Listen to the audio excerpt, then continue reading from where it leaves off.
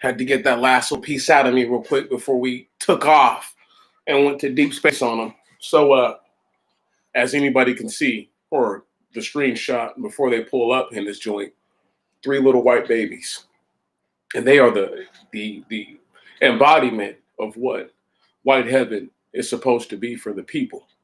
Okay, and when I say the people, I mean white people, not us. Now, having said that, this whole conversation is 100 pennies to keep it a buck. Give me one moment.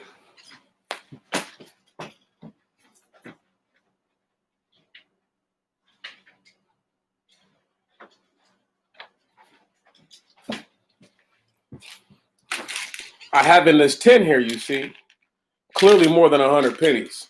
Clearly more than 100 pennies.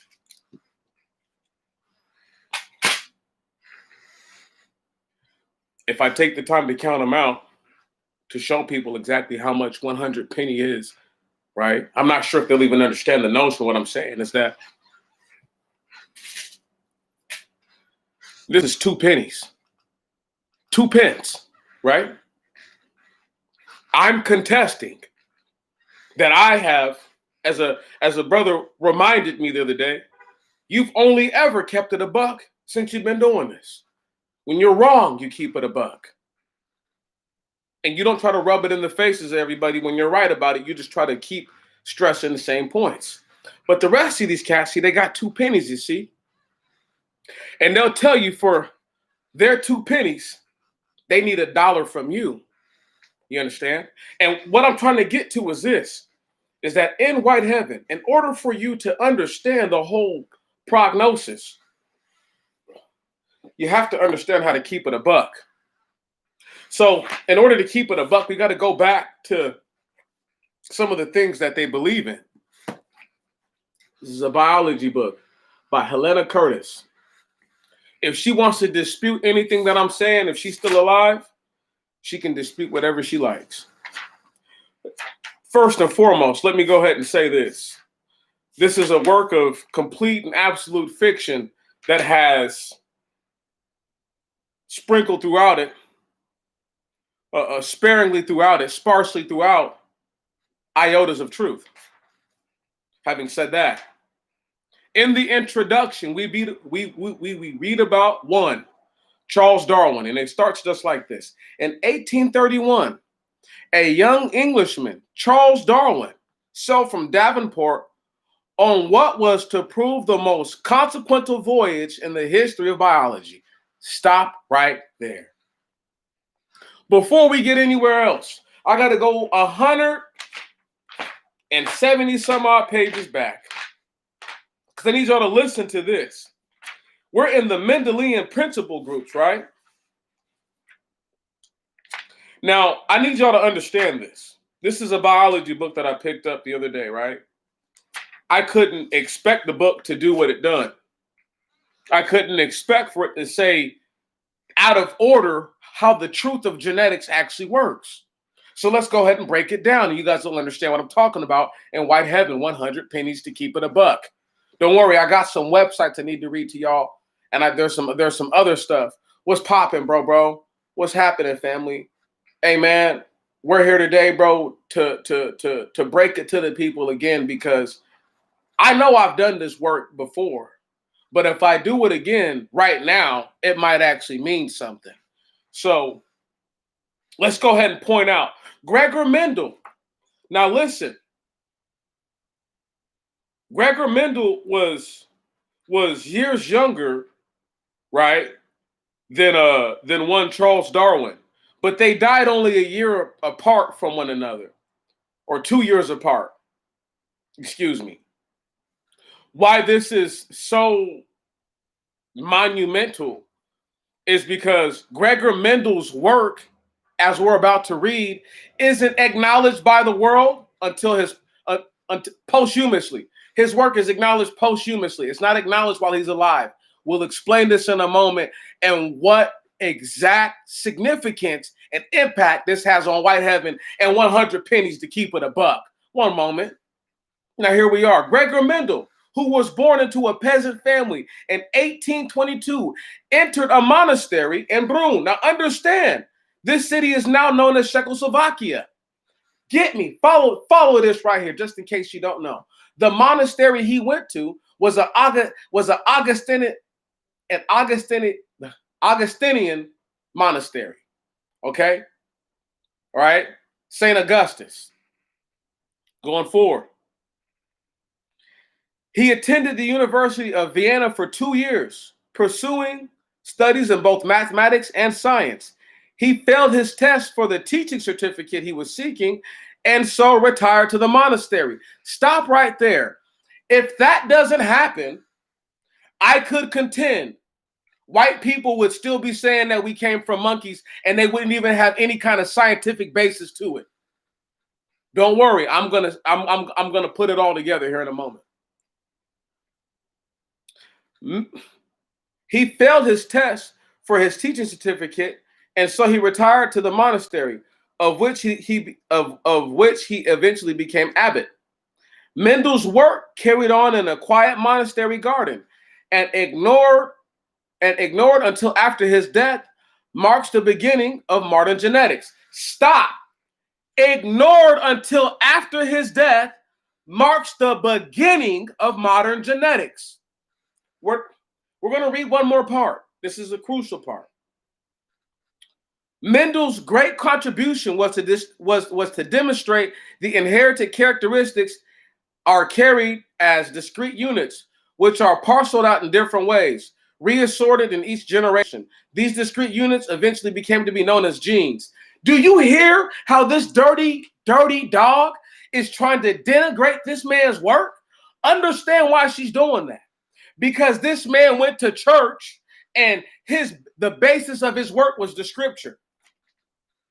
Why do you think they waited till he died? Understand this. Did you know Francis Galton, the first man to actually put forth any work about genetics in his work through eugenics, is the cousin of Charles Darwin? Why that's so important is because this book is trying to preach on the people and push on the people evolution and nonsense like that. We close this book up. It's done. 2 more pennies, okay? I'm trying to tell y'all, they couldn't give you that. Their 2 pence isn't worth that much. And they don't understand to how to connect the dots. Why this is so important to white heaven and 100 pennies to keep it a buck. Okay, let's talk about something. Let's talk about eugenics and birth of a nation. Let's talk about Jack Johnson for a moment. See, because people praise this man, right?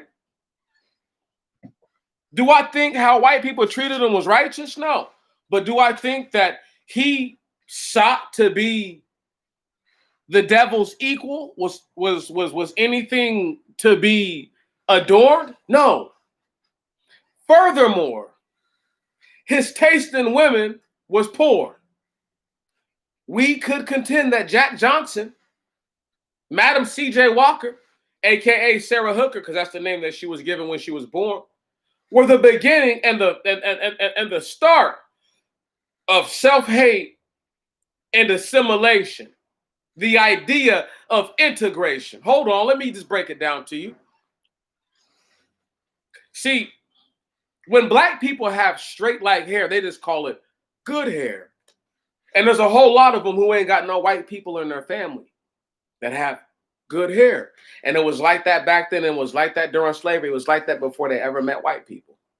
Having said that, Madam C.J. Walker got even people like that to want to straighten their hair even more, to be more what? As they call it, Eurocentric. But we'll just call it horse-like. And because she wanted the people to have the horse hair on their head, Madam Self-Hate herself, no different than Jack Johnson. You've got to hate yourself. And he must have hated his black skin to not want to be with black women. Come on, can y'all hear me? They act like Jack Johnson was just beating up niggas who were like lumberjacks cutting down trees all by themselves. Jack Johnson was beating up little white dudes and banging white women, and they want us to celebrate him. 100 pennies to keep it a buck for your ass. Let me ask y'all a question. There's this character out there. He praises this devil, right? And this devil, listen, this devil's a fallen angel. And even worse, this devil didn't do anything for his people, okay? When they was getting their heads beat in, they was getting raped, mutilated, tortured, okay? You understand me? Denigrated in all ways, shape, or form. Another 2 pennies. Let me ask y'all that. Like, where was that spirit at then? Where was that spirit at to say, hey, Madam Self-Hate, slow it down? Did anybody ever tell you? And let me go ahead and just pull up the link just in case people think I'm lying. One moment. Madam C.J. Walker, just in case you guys didn't know this, she actually only came up because of her brothers. Right on? If she didn't have brothers, all right, she would be toast. Can you dig that? She would be toast. She would have been toast. And that's a fact. Give me one moment. Her brothers were barbers. I can't prove that these guys gave her any ideas or taught her anything. But the idea that their sister, right, who had no interest in hair before this, all of a sudden picks up this interest. Now I'm going to take and I'm going to give you guys one of my coveted links to information about Black inventors. It would behoove you to take it upon yourself to look at the information because it's there and it's presented for you. Now, having said that, around this same time, you see, you had Black tenant farmers who were experiencing low levels of success. As in much, men like George Washington Carver took it upon themselves to go show poor Black farmers how to produce something that was worth something. Once this took place, they mechanized everything to totally obliterate the manual labor that a Black man would perform and a Black woman would perform and their children would perform with them. Understand me. So because there's no clear timeline for most people, let me just try to give you a timeline to understand when most of these Black people were forced off of their land, and then just try to understand why it is that the Rockefellers, listen, I already did a video on this. I went to go look for the link just before the video. I pulled up the link. The website is the page can no longer be found on the Rockefeller. This is Rockefeller.org. Can you dig that? Your boy did such a job on them last year. I bing-bopped them so cold, they took that information down, which proves everything that I'm about to read to you. That the Rockefellers, using eugenics, who supported eugenics, who were massive proponents of it, okay, used all their monies, just with the Carnegies, with the Vanderbilts, okay, all of them alike, all right? And sometimes, and the Morgans, we can't forget them either. We got to throw them into the mix. They all use their money a certain way, so that way Black people would be affected a certain way. If you have a steel magnate, okay, who is going to pretty much produce most of the metal ores that are going to be used to make the steel, follow me right now for a second, y'all. This person controls the overall mechanism pieces of everything. Okay, so when you talk about mechanizing the whole South, so that way they could try to get Black people up out of there, right? This is why they did that. It wasn't so that way they could save poor white so-called tenant farmers. It was so that way they could do a massive land grab. Thank you very much. Now let's just read something to y'all. And this is going to blow your mind, because you have to remember everything they say about us, they say on both sides of their neck. And when they tell the truth, you have to understand that once they tell you the truth, they're going to go all the way out of their way to try to explain the wickedness that took place. Now, this part right here is the African Americans and the Civilian Conservation Corporation. And I'm going to copy this and I'm going to put this into the stream for you as well, so that way you can see and you can check out the information. Now, understand what happened, what really took place for Black people to leave the South was that they created a situation where not only were they land grabbing from the Black people, but just listen. In 1929, okay, the Great Depression jumps off. I know it's hard for a lot of folks to realize this. They didn't stop inventing things. They didn't stop trying to increase their technological bounds, so to speak, because there were people who were poor who didn't have it. Now,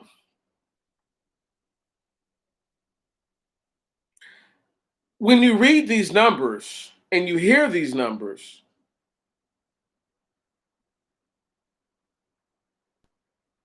they don't tell you the truth, because I'm going to read to you something that says there's 30,000 young colored men, right, and war veterans, right, who are 1/10 of the total of the strength. And then as we skip down just a little bit, right, we get to a part where it tells us that the Civilian Conservation Corps in 1935, 2 years later, and they're going to claim that this is at the apex of it, there was approximately 50,000 colored men. Now, I'm not going to get too carried away in this. What I'm going to read to you are some of these numbers, and then I want you to imagine if you were the government and a man begs you and said, "Can I send both my boys, and they share their meals and they share their clothes, and you'll get twice the labor and you'll send my family the same money a month as you would for one person." I want y'all to think about this as I read this to you. 30,000 young colored men. That number, who knows what that number really was. 1/10, only 10% of the total enrollment. Now, look how small they try to make the number to be, right? When I just want y'all to hear this and think for a moment. They're saying $700,000 a month for the past year has been allotted to CCC boys, to their parents and dependents back home. Listen, now what I find awkward about this is that they call them colored boys, right? Now, they're not men, whatever. This is how they feel about the situation. If they're telling you they're sending $700,000 home together for all these, let's say it's all equal between them all. It's like $22 and some change per person, right? Maybe a little more. But I'm going to say $22 and like 80 cents, or almost $23.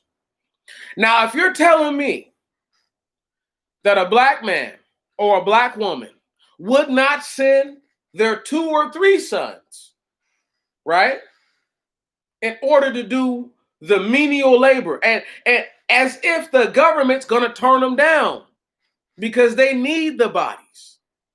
So how hard is it to downplay the numbers? Why this is so important is because if we go back from this page real quick, right, and I skip down on this same section, so you guys have to pull some of this stuff up, and I'm at the Negro, or the New Deal and the Negro, right? And the most important part about it is that it shares with us roughly how many Black people were in the U.S. at a certain time. And why this is so important is because sometimes we have this idea that like black people were just like, like a couple 100,000 folks or something like that, and just had like this population boom or explosion. And it's like, no, as we read right here, let me just skip down. Where is it at? 2.5 million Negroes in the North and 9.5 million Negroes in the South, right? Clearly, there's more of them in the South than there is in the North. Now, if you're trying to tell me that I believe that most of those opportunities was popping, bro. If you're gonna try to tell me that most of those opportunities went to black people, right? That's a lie. That's a facade. Um, it's clearly one of these things where we have to be adult enough and honest enough with ourselves to say what is really happening. Because when we look at it, for example, if you guys pull up the one where it's the first link. If you tap on it, right, it's Madam C.J. Walker, and I'm just going to read some stuff to you about the young lady, right? She was born Sarah Breedlove. Okay, give me one moment. Because she's married a couple times. This might not be the. No, this isn't the website that I wanted to show to y'all, but it's okay. We'll hold this one down. Right on. She's not going to tell us everything about her when she became Sarah Hooker. Right on. Anyway, and I always thought that the Hooker last name, meant a lot, but we're not even going to worry about it. Now, both her parents were former slaves, right? She was orphaned at 7 and married at 14. Listen, by 20, she had a little baby. She was widowed already, right? Now, it doesn't tell you in any of this, right, that she went to go stay with her brothers. You know what I'm saying?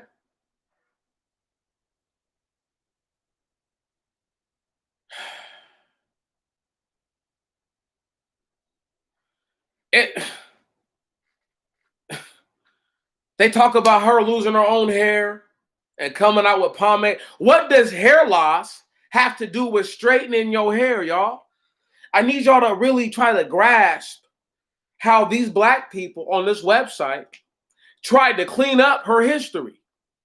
Because if you read her real history, okay, and really understand it, all right, listen, after her brothers put her all the way on, did you know that she mainly employed women? Think about that for a moment. You're not going to employ brothers who might be capable, a couple of them maybe, but mainly women. And she was one of the first black millionaires, period. What y'all need to really get about her is, Madam Self-Hate, right?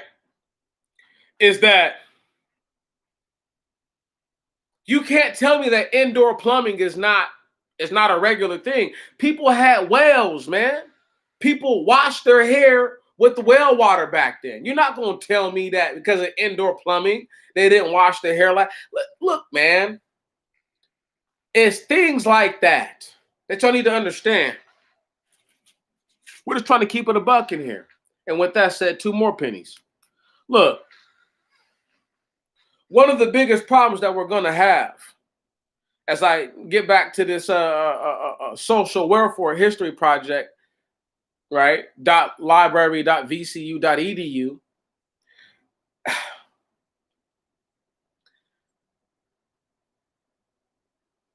I don't know if people get that there's a lot more going on for black people, right? As far as how they felt about black people back then than how they feel about you now. Right. I mean, if that's not the truth, I don't know what is. Black people, they hate you. They hate me. They hate all of us. But I mean, at least I'm honest enough to tell myself that they hate me. And at least I'm honest enough to tell myself that back then they were way more willing to help black people than they are now. Okay, I need y'all to understand this. I'm about to read something to you.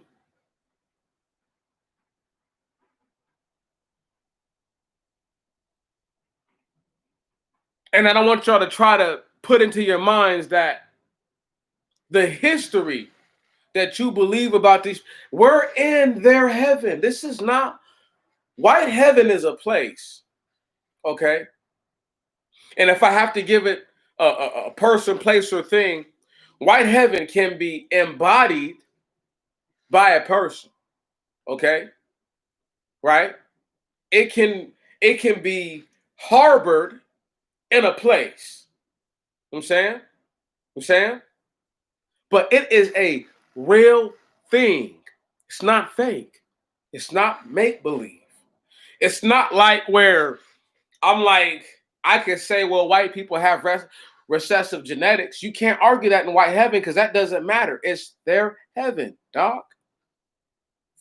What does having recessive genetics matter if you're in your heaven? What does anything matter if you're in your heaven? Hold on, let's just read this real quick.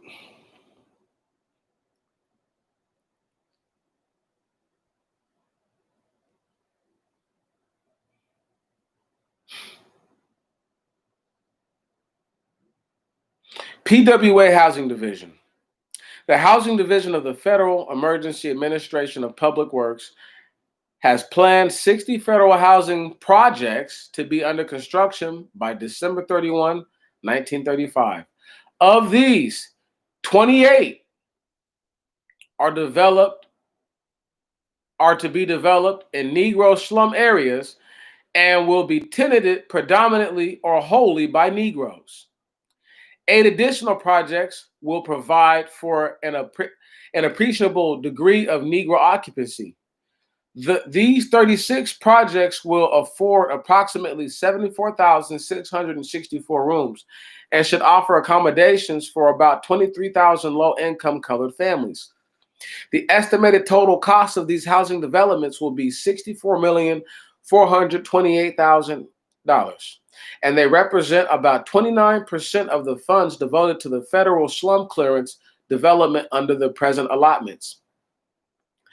Projects in Negro areas have been announced in 7 cities. Think about all 7 of these cities I'm about to say to you, and think about the current condition they're in. Atlanta, Cleveland, Detroit, Indianapolis, Montgomery, Chicago, and Nashville. These will cost about $33,232,000 and will contain about 20,000 rooms. 2 of these projects, the University Development of Atlanta and the Thurman Street Development in Montgomery, are under construction. These are among the earliest federal housing projects to be initiated by the PWA. After a series of conferences and period of experience under the PWA, it is decided to include a clause of PWA housing contracts requiring the payment of Negro mechanics of a given percentage of the payroll going to skilled workers. Listen, I'm going to keep reading this because I need y'all to understand. The first project to be affected by such a contractual clause was the Techwood development in Atlanta, Georgia. On this project, most of the labor employed on demolition was composed of unskilled Negro workers. Ain't that about a bitch? Unskilled. All of the work was done by niggas. About 60% of the unskilled workers employed laying the foundation for the Techwood project were Negroes. And the first 2 months construction period, February and March, 12.7% of the wages paid skilled workers was earned by Negro artisans. Listen, stop right there. They have the audacity, unmitigated gall, to tell you to your face to my face, to all of our faces, as you read it, that black people built the places that they had to go live in, that they forced, because they forced black people out of the South. Now, what's funny is that if I read all these things to you, virtually none of them will mention Jim Crow. Now, I have my own links on Jim Crow, or my own websites on Jim Crow.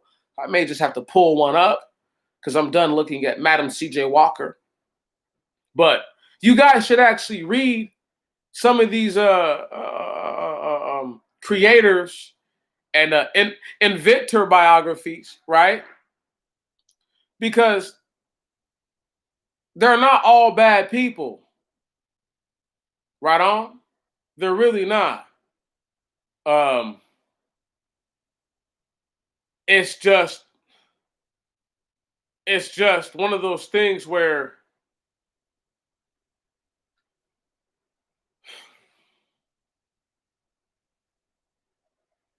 it's just one of those things where it pays to just read.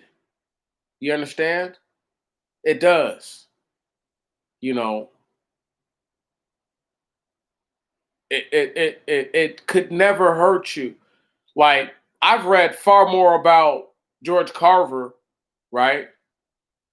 Um,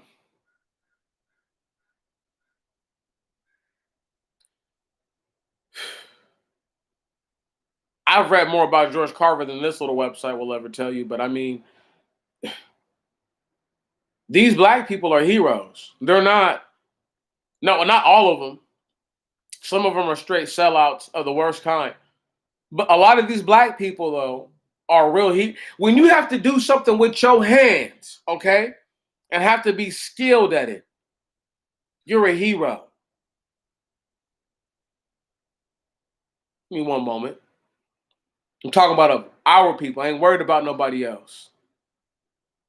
Let me just go ahead and pull up something real quick because you know, I was the first one to talk about this, you know, as far as this book is concerned. And it's called The Mistress's Tool, and we're not even going to go all the way down to it's just too much, right?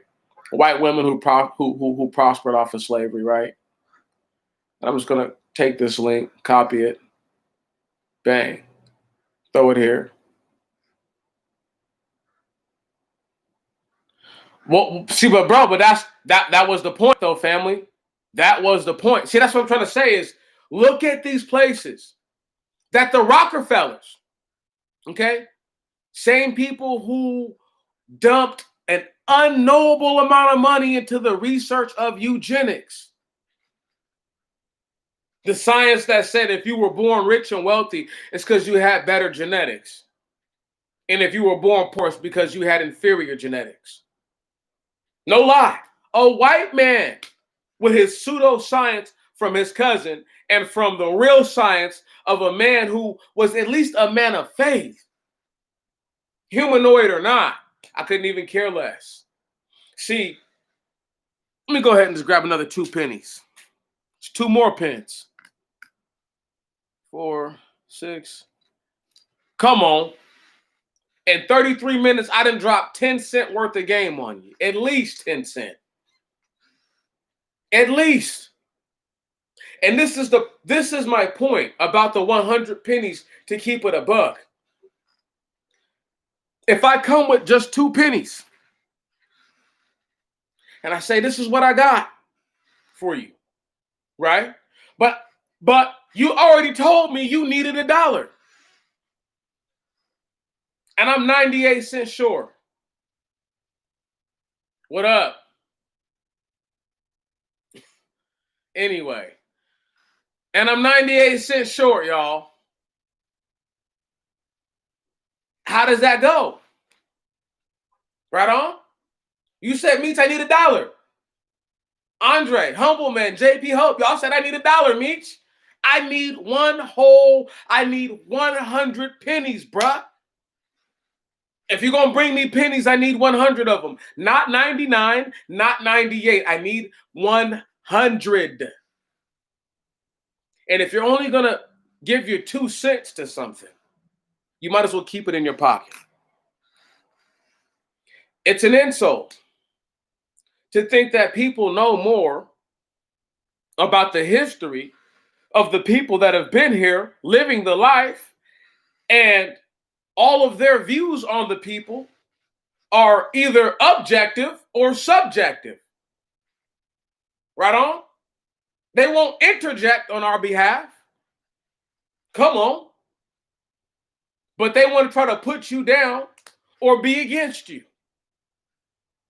Now, I am ultimately an objectionist to many things because I believe it's healthy to object before you just surrender yourself to something.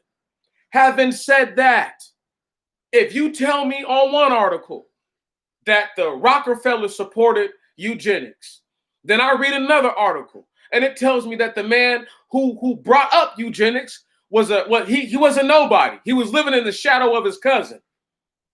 Okay? And he got some of that money from the Rockefellers. So they puffed him up. He was a nobody.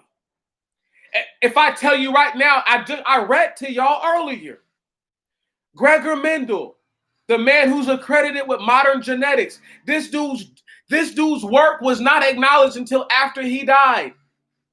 Why this is so important is because the year before he passed, eugenics was just introduced by who? Francis Galton. Who do you think his backers were? Come on. For a whole 2 pennies, you know who they were. The Rockefellers, the Carnegies, the Vanderbilts, the Morgans, and all the likes.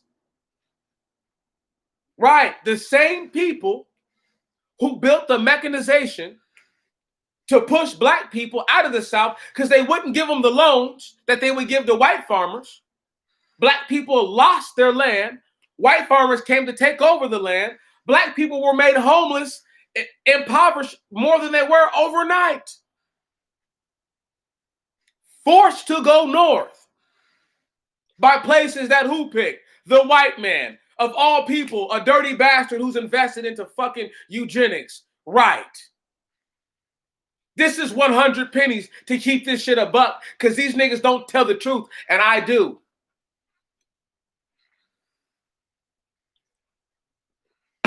I'm tired. It's unbelievable. It's unbelievable that I'm the only person out of all these people who I'm talking about. These guys have the channels, y'all. They got the views, y'all. They have the juice, so to speak, right? And you know what they do with it? Nothing. Absolutely nothing. Won't even bring to their people the history that's pertinent as to why it is that you're in white heaven. What if I read to you that they purposely mix, breed with your people and have to? And I've contended this for years, but I got a biology book that'll tell me that. Because if I say it, they don't believe me. But the white man say it, the white woman say it. It's got to be worth something, right? It's got to be worth at least what? 2 of these things. I'm telling y'all, man, it's killing me. Like Denzel told Young Boy and Remember the Titans, you're killing me, Petey. You're killing me. Literally. They're trying to take me out in my own mind because I know that they're wrong. How wrong can you be until you admit that? You know what? I read an article. It said a major part of science is admitting when you're wrong. That's just a part of life. Fuck science. That's a part of your life, dog. When you're wrong, you admit when you're wrong.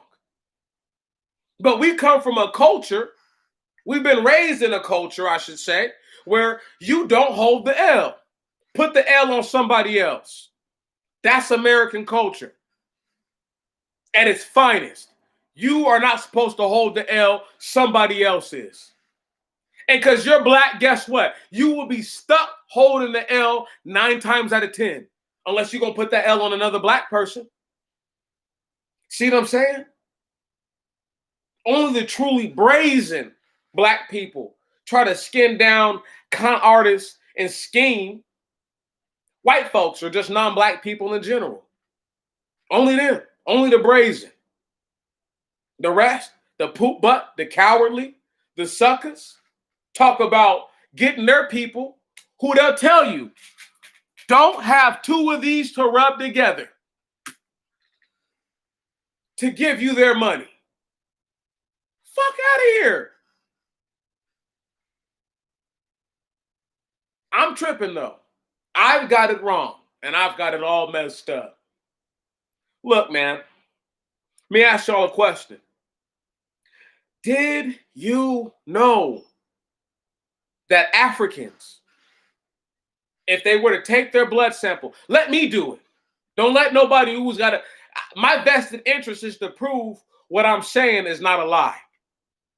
You take an African, and I would prefer for you to take an African who's not bearded, who's totally dark skinned, who's like, I don't know, 6'9", 7 foot tall, right? You know, take one of them, take their blood. Then take the blood of a modern white person who does not have curly hair. I repeat, does not have curly hair. And let them, and then test their genome and watch how many different genome sequences have a similar sequence. Right.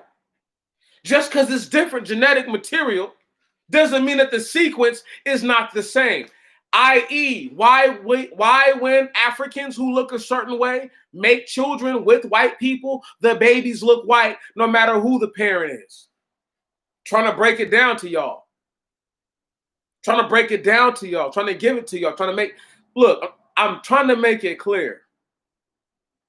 If you are a person who's a so-called Negro and you go and you give children to somebody who's not your people, and you don't even know your own genetic sequence, you could have children who look almost nothing like you because within your genome, right, could be housed little alleles that are more likened to a sequence that's more likened to a recessive genetic coming from another party.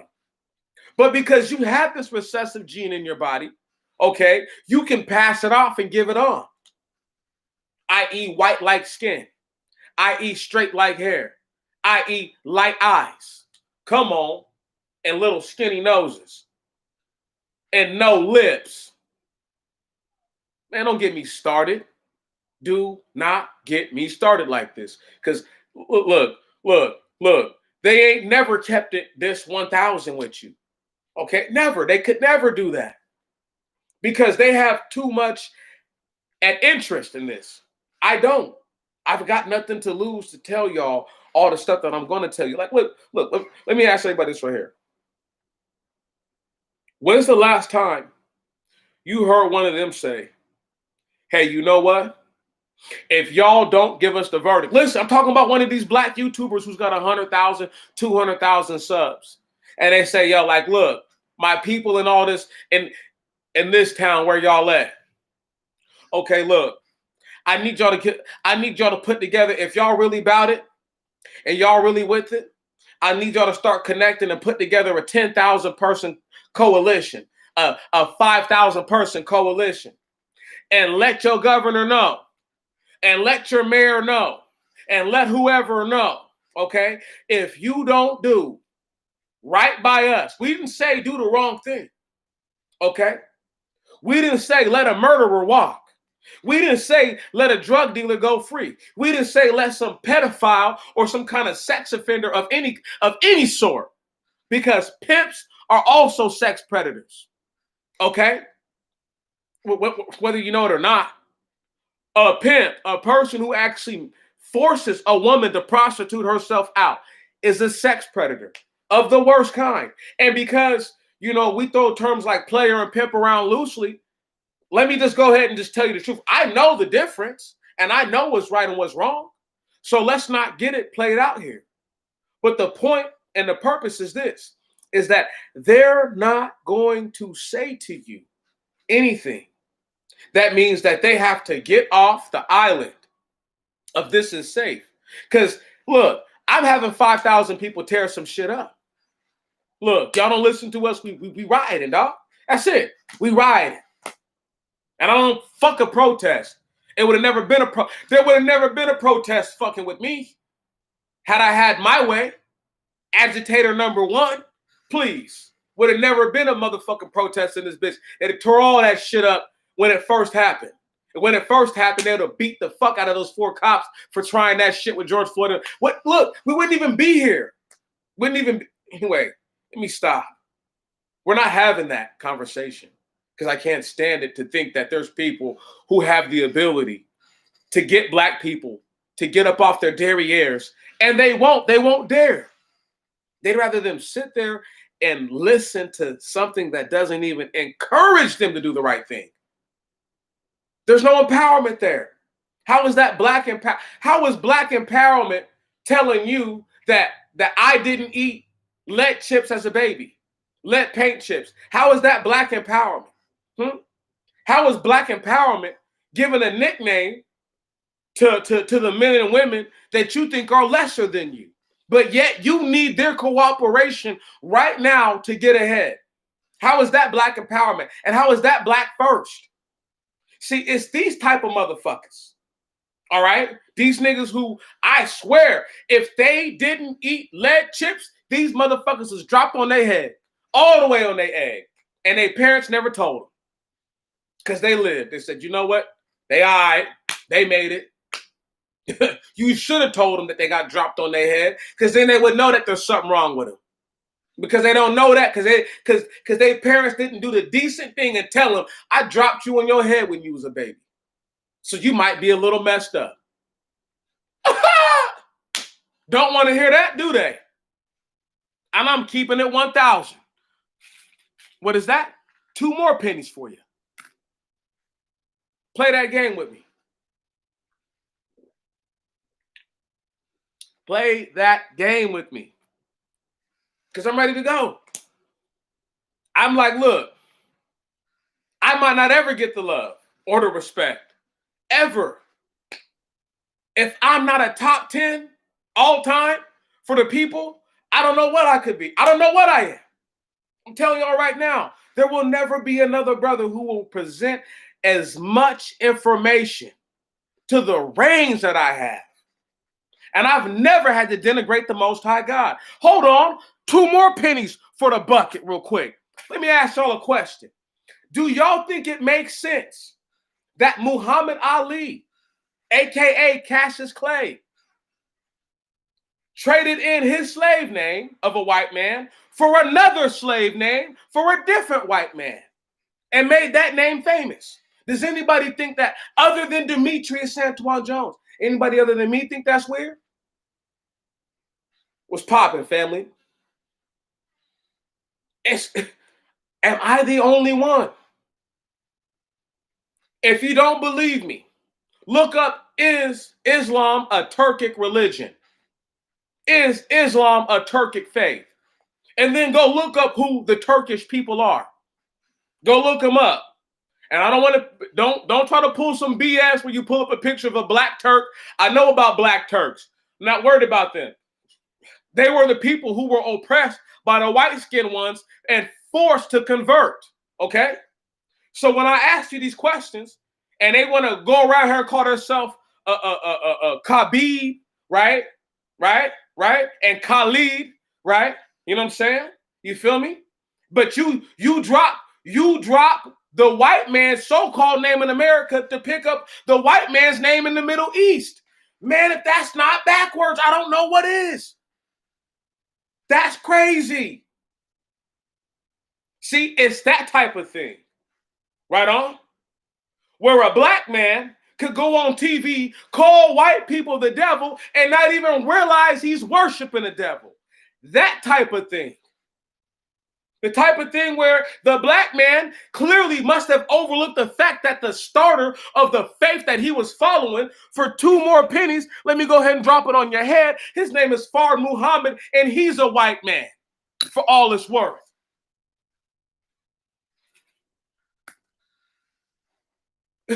Please. You can't convince me enough. Check this out. I did a video a long time ago, right? Long time, like 4 years ago. And it was called Death of a Doctrine, right? And it was like the death of Pan-Africanism. And I'm keeping it real with y'all for another 2 pennies. I'm not gonna say by myself I killed it. There were other parties, there were other people who I was influenced by, you know, to make me go all the way and say, yeah, this is it. This is it. We've got to get this out of here. Now, here we are 4 years later. How do most black people feel about Pan-Africanism now? Just saying. They're not daishiki'd up now.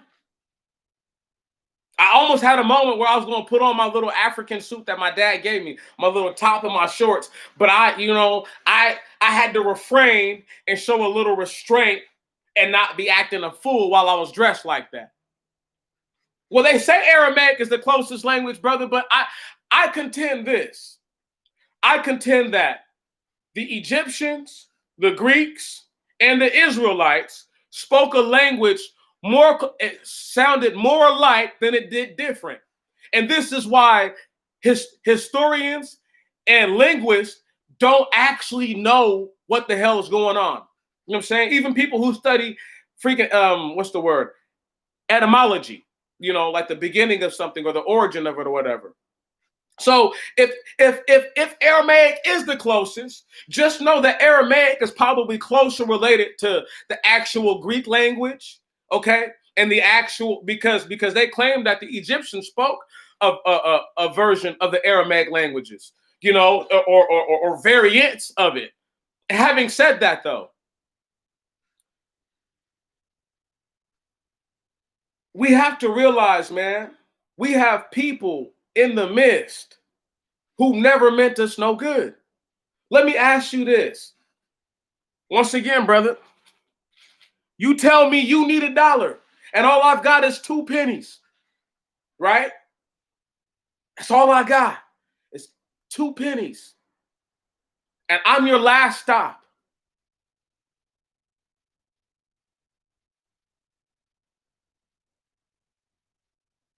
Right on. It's all good. But the 2 pennies I have in my hand right now, it's not $1, family. Still, right on. Arab or not, whether I'll let you put it there or not, I can't satisfy what you need for 98 pennies more with these 2 pennies. And a lot of the time, we have this misunderstanding that brothers and sisters will come with a handful of confetti, right? And 2 pennies on top of it, and they give you all that, and they act like the confetti and the 2 pennies is the $1 you need. But it's not, because you can't go where you need the $1 and give them 2 pennies and a handful of confetti. It's not gonna work. So sometimes we just have to just realize that, it's not our place to make the type of distinction as to who is good or bad help until they can actually help us. Right on? Follow what I'm saying. You got a friend who has a really good job, makes pretty good money, right? They know your situations. You know their situations, for example, right? And let's say y'all live in close proximity. So there is no, oh man, we're 10 states apart. I have the Western Union, you have to, no. Like, I can drive to you, you can drive to me, right? What? How much help are they if this friend who has this great job, you're saying, hey, I need $1. And they pull out their pocket 2 lousy ass pennies. That's not what you asked for. That's not what you needed. And not only that, they have the ability to give you $1. Okay? So it's not like you don't need the $1, it's you need it. And then they do things like this. They say, hey, look, I'm going to give you these 2 pennies and this wonderful advice. I mean, I'm talking life-changing advice. I didn't say it wasn't life-changing, did I? I acknowledge the advice is life-changing. But it only came with 2 pennies. I needed a whole dollar. I would have said, forget your life-changing advice. Give me the dollar I need right now. And that's the truth. And people want to try to short you for what it is that you're asking for or what you need right then and there. I can totally understand the grievance of my people much better than I speak it. I understand it and I feel it. I experience it. I acknowledge it. It is a part of my life and my everyday being. There's not too many moments where I don't think about how bad it is for my people. Having said that, I won't wallow in my own self-pity and make myself pathetic to my people. Having said that, I won't bring you 2 sorry-ass pennies and claim I gave you a dollar. I'm not that man. Okay? I might not be whoever people want me to be, but I'm not that man. Okay? And I'm darn sure not going to ask you for your 2 pennies. The last 2 pennies you got to rub together.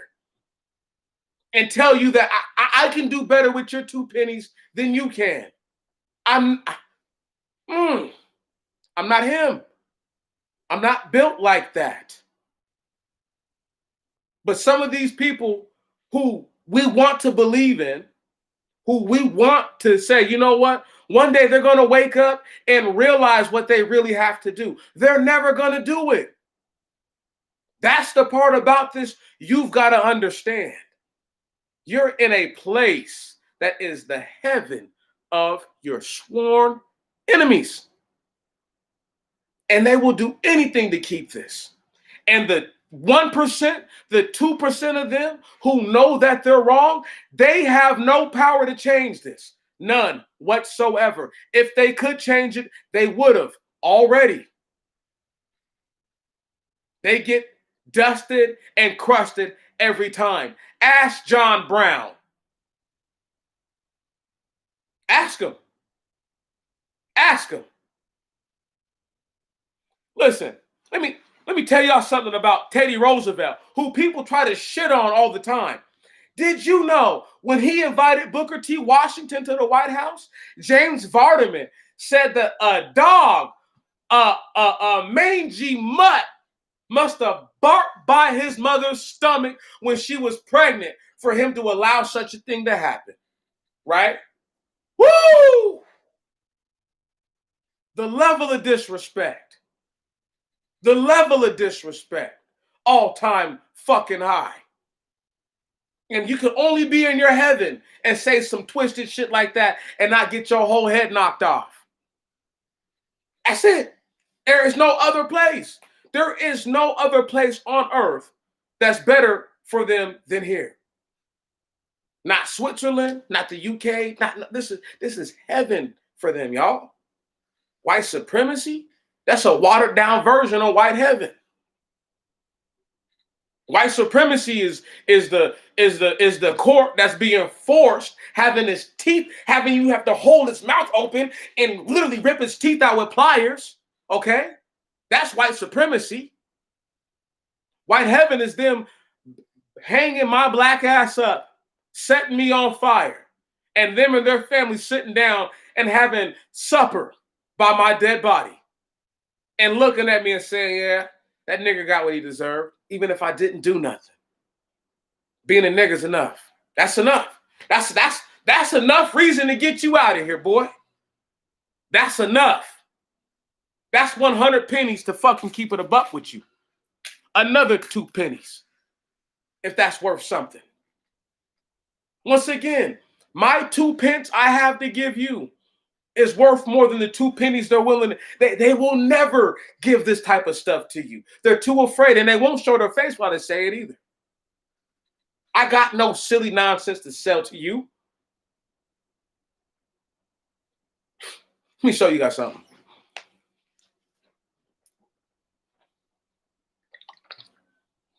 I made this.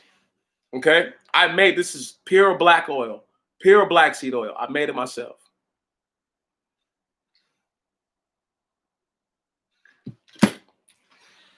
Not selling that to nobody.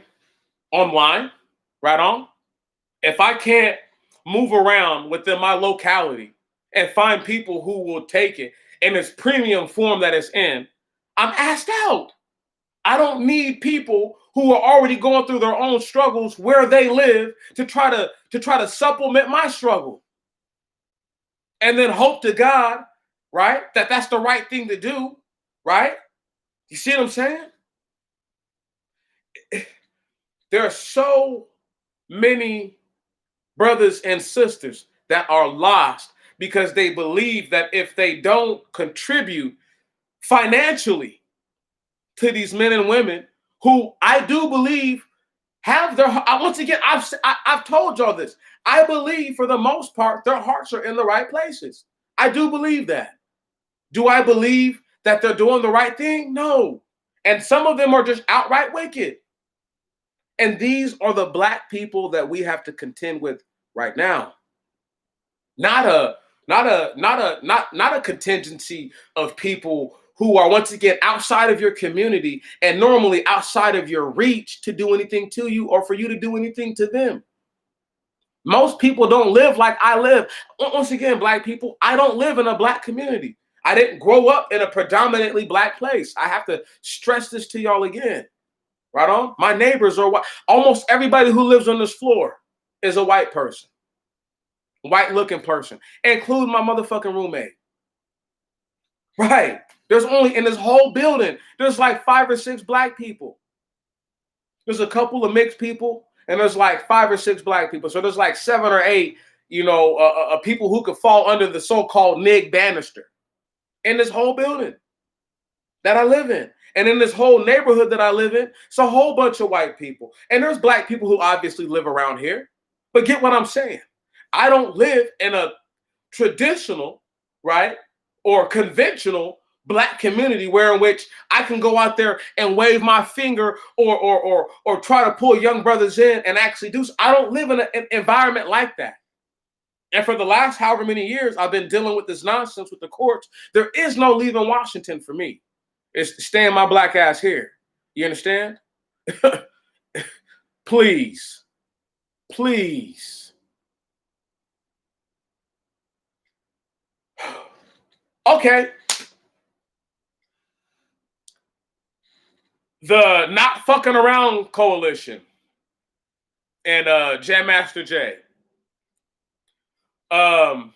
Personally, my personal feelings is that they're poorly trained, number one, because they lack the most important thing that a soldier needs to survive. And it's the D word, is discipline. Okay? Discipline. And they don't have any of that. One man shot 3 other people. And I know how it happened. It's because his finger was not straight and off the trigger. Nor was the weapon on safe, not intended to fire, nor was it pointed in a direction where it couldn't harm anyone. See what I'm saying? So Jam Master Jay, whether he is a provocateur of the government, I forget the guy's name who did the tell-all about how he was a sellout and he was an informant during the Black Panther movement. But I don't believe that Jam Master Jay is to be worried about. At best, he's controlled opposition. As I learned from a good man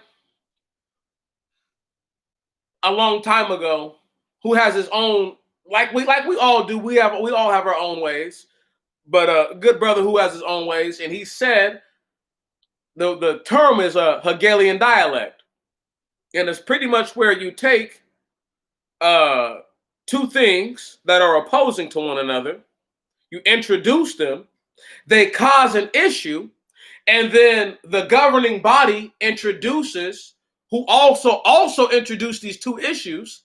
They're now going to introduce their solution that most people will find appealing or appeasing. And having said that,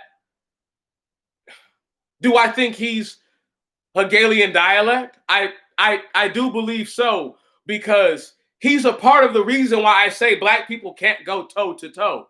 Of all the money that churches get and that they poorly appropriate and aggregate, or misappropriate, I should say, and squander and abscond, those funds don't go into people being trained to protect their churches. I want y'all to think about this. How much money do you think it would take for a black church, even a small one that doesn't get a lot of money, but it gets some money, to train just one person, right? To send them to an actual bona fide security guard school, right? And learn how to do something like executive protection, right? And pay that few $1,000s it's going to take for that. How hard would that be? Wouldn't be hard at all.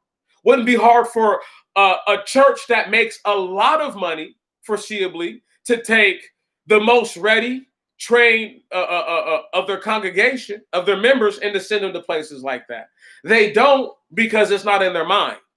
Right on?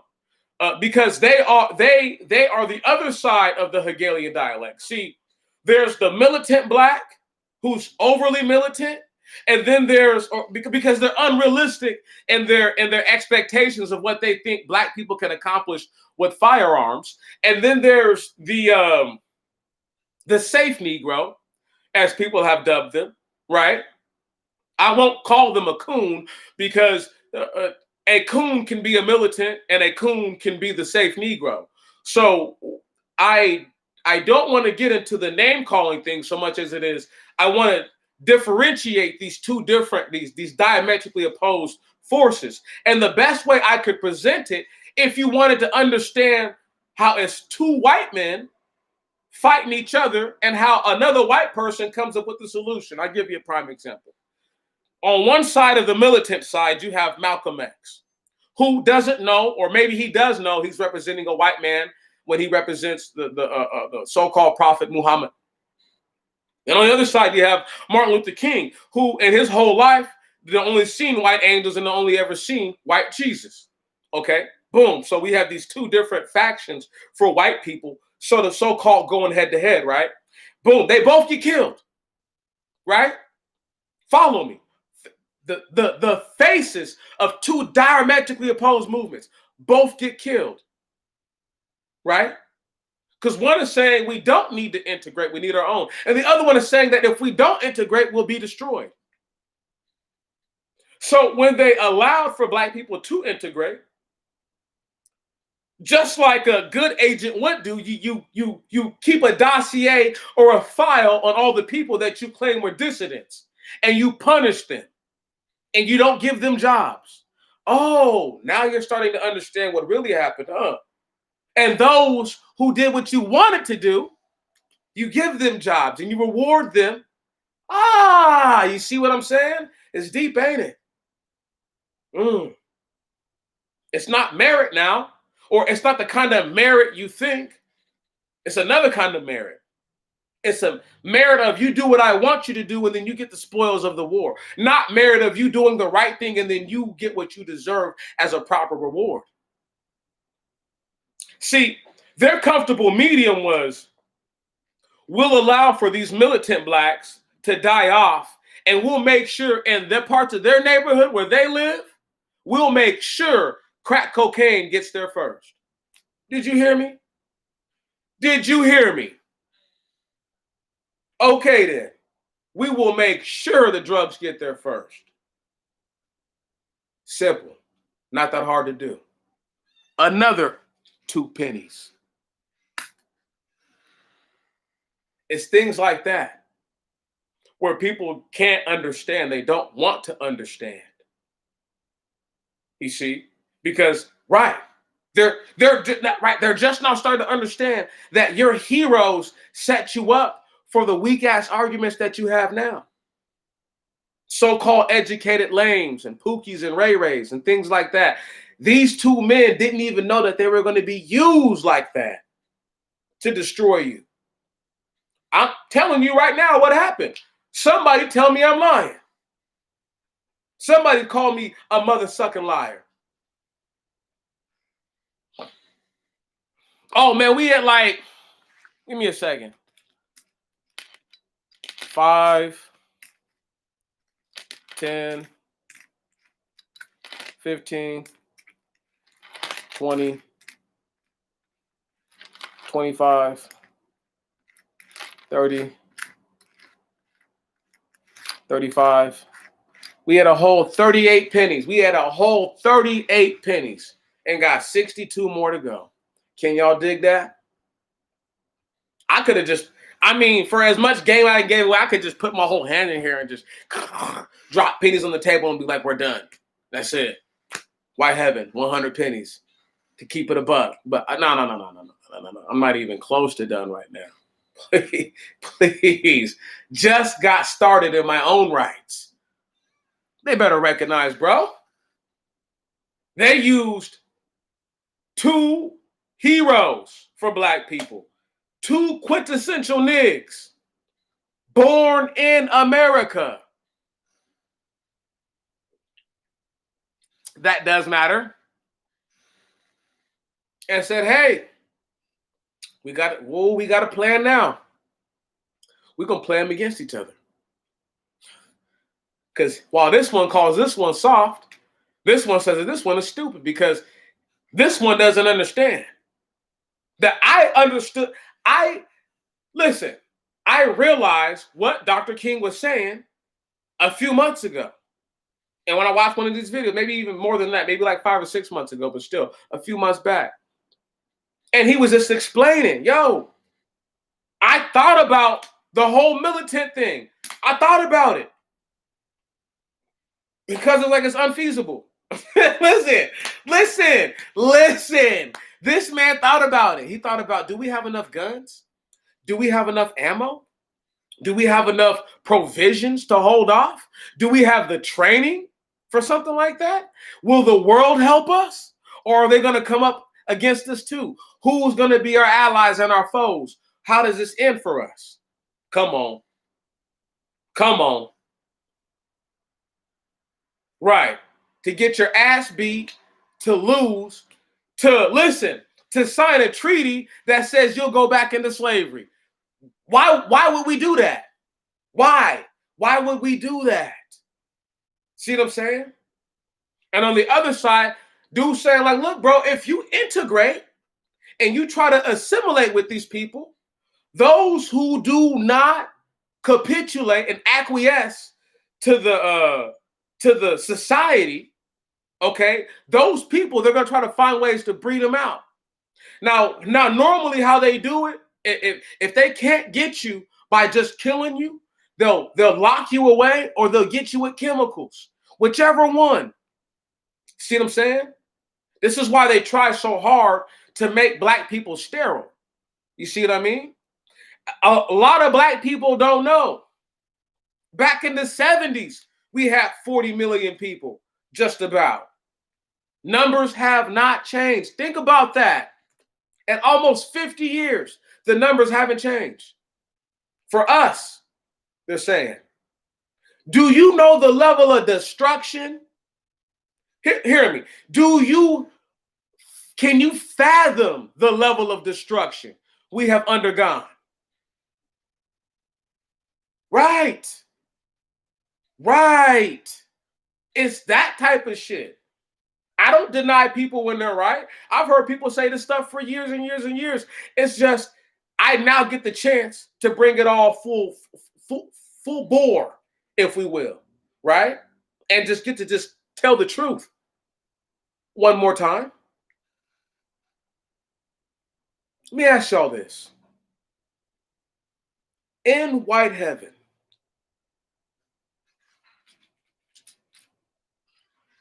what are these worth? What can you get for 2 pennies? Other than laughed at?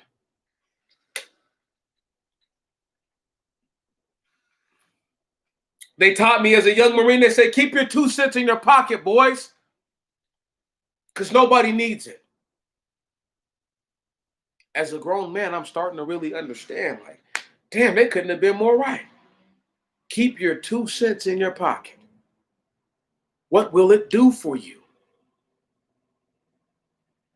Right now, at a whole 40 cent, at a whole 40 pennies strong, I still can't do anything for you if you need a buck. See how real that is? Do y'all see how real it's how real it's getting? How much information it's going to take to keep it a buck with you?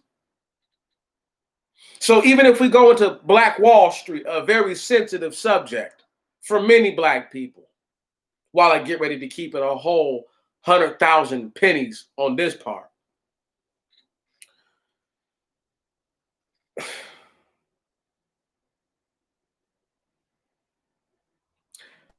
During the advent of Black Wall Street, places thereof, the same skilled labor or non-skilled labor it took to build the projects that Black people would go to live in, not even 15 years later after the place is firebombed. But while it was being built, it was these same skills that built this place. It was the same understanding that allowed for it to be erected the way that it was. Now, one of the saddest parts is this.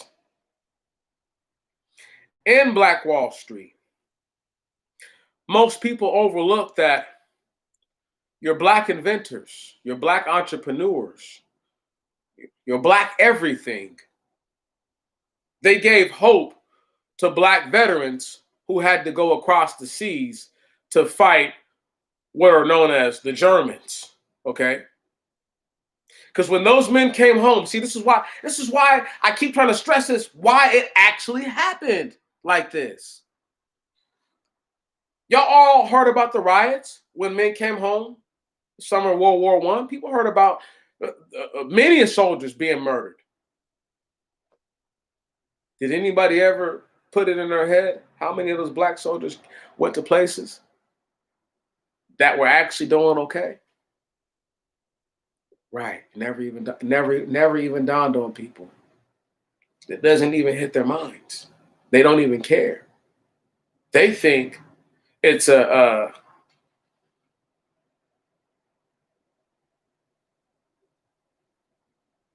think it's just a coincidence that, I don't know, veterans who had just fought in the what they call now the First World War, but that can't be true. But World War I for America, Black men who literally turned the tide for that war,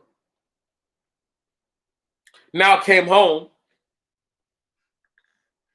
and had a chance to surpass the white men who never gave them a fair shake in the first place. Think about that. I want y'all to really consider this for a moment.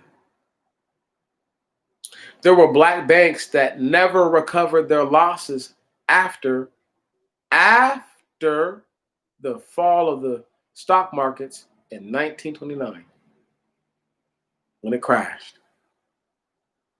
We had more Black banks before it than we did after. Think about that for a moment. And for all the so-called Black millionaires that we have now and all that shit, it don't mean nothing. Because they're not civic-minded enough to serve the people. The same people who allowed them to become who they became, who nurtured them into becoming who they became. Right. And now these people don't even owe those people. Like for example, if it makes me laugh when these Black guys, all these Black athletes get with these non-Black women and give them children, but they're a nigga, right? This is a nigga. And I'm just thinking in my head, like, you really believe that you have a better chance of producing a person who's better, I guess, as a half-breed than you do as producing somebody who's better, who's actually one of your people? See, it's that type of mentality that tells you that these niggas, they don't want nothing to do with black people. But yet, I'm the one tripping. I got it all wrong. No, I don't. The same people who the skill it took to build Black Wall Street, I'm gonna be honest with you. I don't think there's enough skill in Black America now to do it again.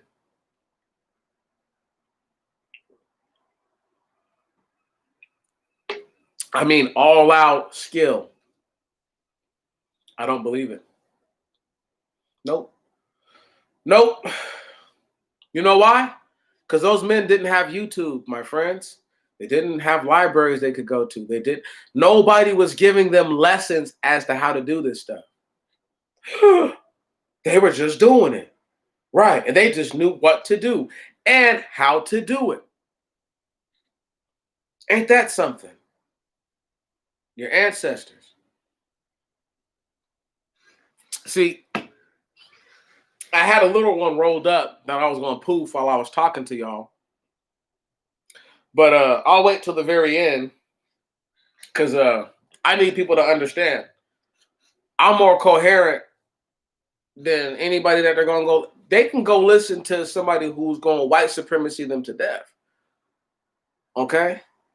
It changes nothing. It changes no thing. Because they have no more edification than they did before they got here. I want you to feel empowered by knowing that you don't have to go for the okie doke on either side. When I speak to you, when I say stay alive, I mean that. I want you to stay alive. These dudes, listen. These guys had the nerve to talk about, oh, those guys out there in the streets and all of these cities, man, them guys is warriors. Them guys is warriors.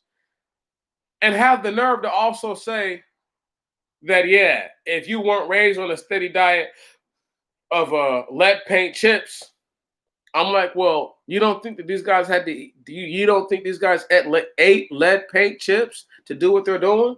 But you're not out there protesting. You feel me? You feel me? Think about what I'm saying, though, y'all. They're not out there protesting. They're not doing none of that. See, let me tell you who the real devil is. The devil, and I owe y'all 2 pennies. The real devil is a person who will tell you out of their 2 lips that white supremacy likes to control both sides of the argument. And then themselves tell you that that's why we have to control both sides of the argument. But then we'll tell you that white supremacy is the most evil, vile, wicked thing to ever happen. Yet they want to copy something from those people. If that's not suspect, I don't know what is. But, because once again, you know what I mean? I'm a nobody, and I don't put people's names in my I'll never do that. I'll never try to get views or try to do that's weak as fuck. That's the most poop butt weak shit ever. Will I talk about you in a video? Sure. Will you get a video named after you? Probably not. You'd have to get killed, and for me to be like, yeah, this douchebag right here, they deserve to die. Like, they already know. They know I'm waiting for them to get failed. You know what I'm saying? I'm like waiting. The same way that they encourage people to donate and hit the Cash App when they're talking about a man who's been murdered, is the same way I'm going to talk about them when they get laid the fuck out. Only there ain't no Cash App to donate. You don't got to worry about that. Right on? I want y'all to go get your favorite liquor and pour a shot or your favorite juice or whatever and pour a shot of that and take a shot for this guy. You know what I mean? Or this chick. Because they just ate the dust. That's all I'm waiting for. Think I'm playing? Man, we in white heaven. And these sorry ass niggas will tell you this is white supremacy. Which one sounds worse? White supremacy, as far as power level, right on. This guy's he's on white supremacy power level. There's other guys like, well, that dude over there is on white heaven power level, bro. I'm pretty sure most, if not all, people going to surrender that. White heaven power level just sounds way stronger, way higher up the food chain. That's where we're at. That's where we've been stuck at. See, once again, it wasn't always white heaven, but it was always white heaven in the making. You see, they visualized it. They said, we have the children of Israel, so-called. They said, this ought to be easy. This ought to be real easy, especially if we got the tribe of Judah, where in which workmanship and all those things have been imparted unto them. However, we're going to keep it pushing. So no wonder you didn't teach these guys how to read, huh? Y'all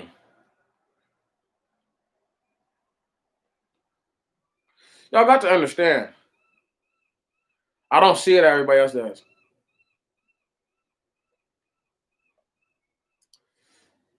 Ooh. I just don't see it like everybody else does. And I'm right to not see it like that.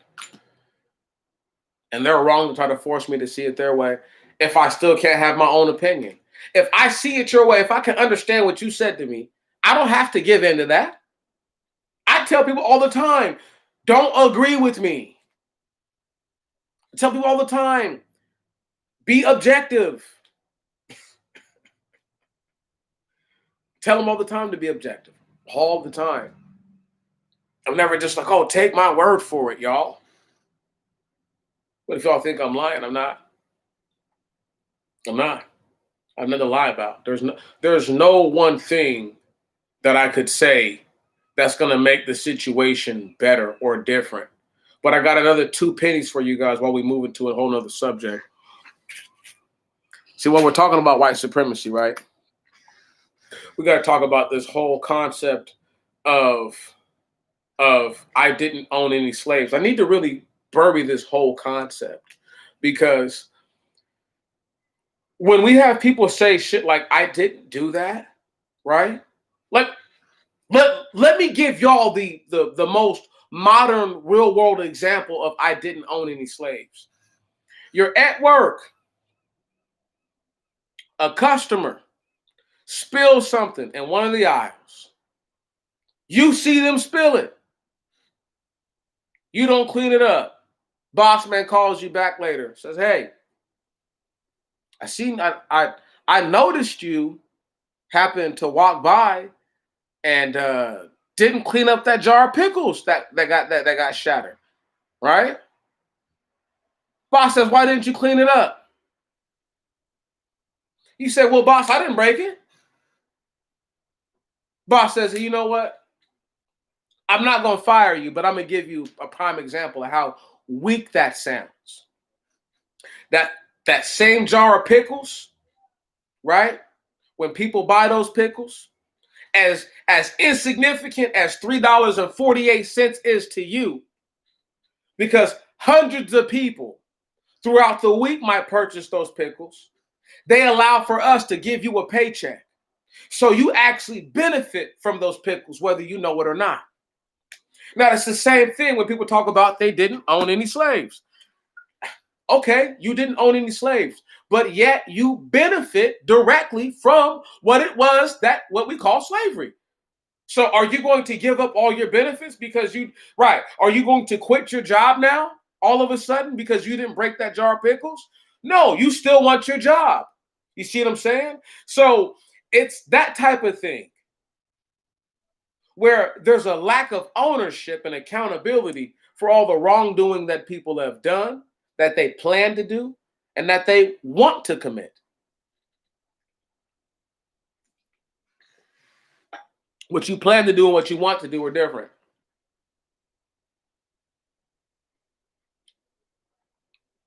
I want to go to heaven, but I'm planning on just trying to wake up tomorrow. Okay, that's the plan. All right. All right. That's the plan. Okay. But I would like to go to heaven. So what I want and what I'm planning, way different. Way different. At least for me. I don't my wants and my desires are only sometimes the same things. And I try to ensure that my desires are my needs. And if I desire something that is not a need, then I do my best to refrain and practice discipline, to use some restraint. It it's not a bad thing to withhold from yourself. And having said that, because I never owned no slaves, and I know that none of I if I'm talking to y'all, if any of y'all are here right now and you own slaves, you ain't shit. You ain't. That's a fact. So having said that, I'm assuming that none of us own slaves and ain't never owned no slaves. And I'm gonna assume that all of us come from families that did not own slaves. Having said that, we never tell white people some weak shit like we never owned slaves. Right on. I mean, I think that black people should start the argument like that from now on. Whenever you talk about reparations and slavery, black people, you just got to be like, I never owned any slaves. Let me say that. Right on. Get that out the way first, so that way you can let them know that, yeah, right, we on the same page. I never owned any slaves either. And they can't say anything stupid because there were black slavers. They tell us in their own history, proudly at that not only were there black women slavers, but there were black men slavers.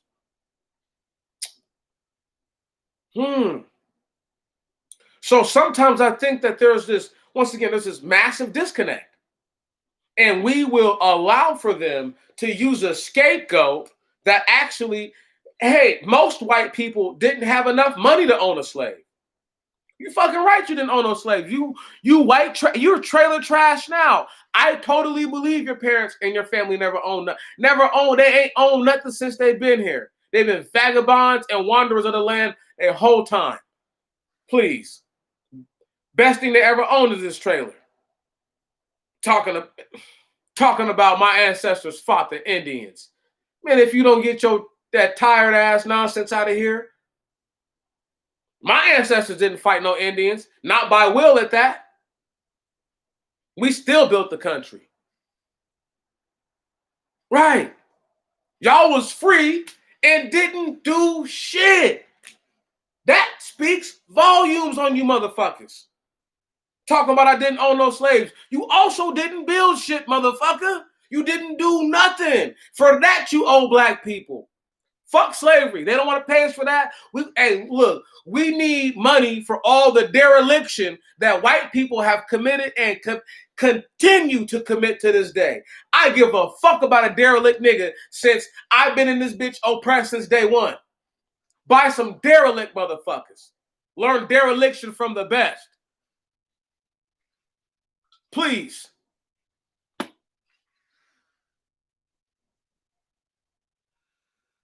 I'm not holding that L. I refuse. If you want to hold that L, black people, you be my guest. And you hold that L on your own. I'm not holding that L. I refuse.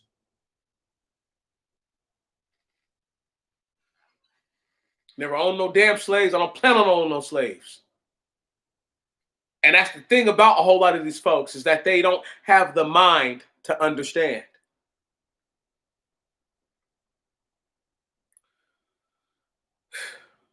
Two more pennies. Wow. White heaven is deep, ain't it? Let's pull up some more information real quick, y'all. Just in case anybody thinks that I'm tripping. One moment. And we're still at that website where it talks about white women coming up off of a slavery, right? Here we go. By 1836, Sarah Barnes had become something of an Alabama magnate. She owned a home, land, rental properties, 10 stocks in a local bank in Mobile, and enslaved 27 people. On the eve of her marriage to Dennis Walsh, Barnes drew up an antenuptial agreement, which is pretty much a prenup. a legal document outlining the terms of their union. In it, she stated that she would continue to have sole, entire, and exclusive use, benefit, and enjoyment of her property. Stop right there. This is a white woman who ain't never lifted a motherfucking shovel, did shit in her life. Okay? Just she happened to probably listen to her father. Her father gave her some sound advice for white people to follow. She followed it, and she was able to reap the benefits of that. Having said that, this sorry ass bitch owned 27 people at least. See, sometimes I think what people will disconnect from history is that, yo, if you got a man and a woman slave, right, and you force them to live together, they're probably going to do stuff and have children. Having said that, if you want me to think that all the slaves she owned altogether was 27, you're fucking out your mind. Out your mind. See, it's things like that where they'll try to downplay how bad it was, right? This is a white chick who any one of these slaves could have ripped this bitch's head off, all the way off. Did they do that to her? No. That's Miss Sarah. That's Miss Barnes. She a good woman. She more refreshing than ice water. If they had ice water back then, than cold water. Man, get the fuck out of here. Same type of niggas right now on the internet. They got a half-breed Sarah Barnes at home that they keep in the background. And a bunch of quarter-breed white people who just so happen to look black. Come on. See, they don't want me to put the fork in them all the way. Because I'm going there. These dudes running around here humping white chicks, giving white chicks babies. they might as well be sleeping with Sarah Barnes, dog. Come on. I don't care if she's big, fat, trailer trash, or she's living it up, super tight body, and she lives in whatever fucking suburb, okay? Somewhere nice. Not nowhere crummy. Somewhere nice. And the only thing that her and this fat chick got in common is that they both bang black dudes and they feel some type of ownership over a nigga. Do these athlete dudes tell you that with their wives? No. I would never tell you that. That my white woman wife or my half white woman wife feels like she has a sense of ownership over me that she would never try to practice if she wasn't married to a black man. Right. I've never understood in my life. I've never understood it. This is why when these dudes get old and they get done wrong, I'll give you a prime example. A dude like Scottie Pippen, right? How his wife was banging that dirty African Future. I guess he got what he had coming to him because his wife left him for another man, right on? And she's got 2 babies from him since. So I guess karma has its own way of playing out. But it's one of those things where Pippen's all up under this white chick, and he probably thought that white woman was the best thing that ever happened to him. And I will guarantee you, while Scottie Pippen was a Chicago Bull, there's an innumerable number of black women or women who claim to be black that he was allowed, had access to, and probably ran through. Took none of them serious. None of them serious. White chick cheated on him and he went and bought her all kinds of shit, and then she left him and still cleaned them out. It's that type of thing. Where these niggas think that you think I'm stupid? Oh, you think I'm stupid because the chick that you're with she's not full white, or she's just not white, right? No, man, she's black and Mexican. You know what I mean? right? She's a Blasian. But they still think they're better than regular black people, even though they're a half caste. And if they was full Hispanic and full Asian, they would just be up under your black ass looking for protection, okay? And a free fucking meal. But because they got a little black in them, they try to throw that around at you like, oh, I'm black too. You can't try to.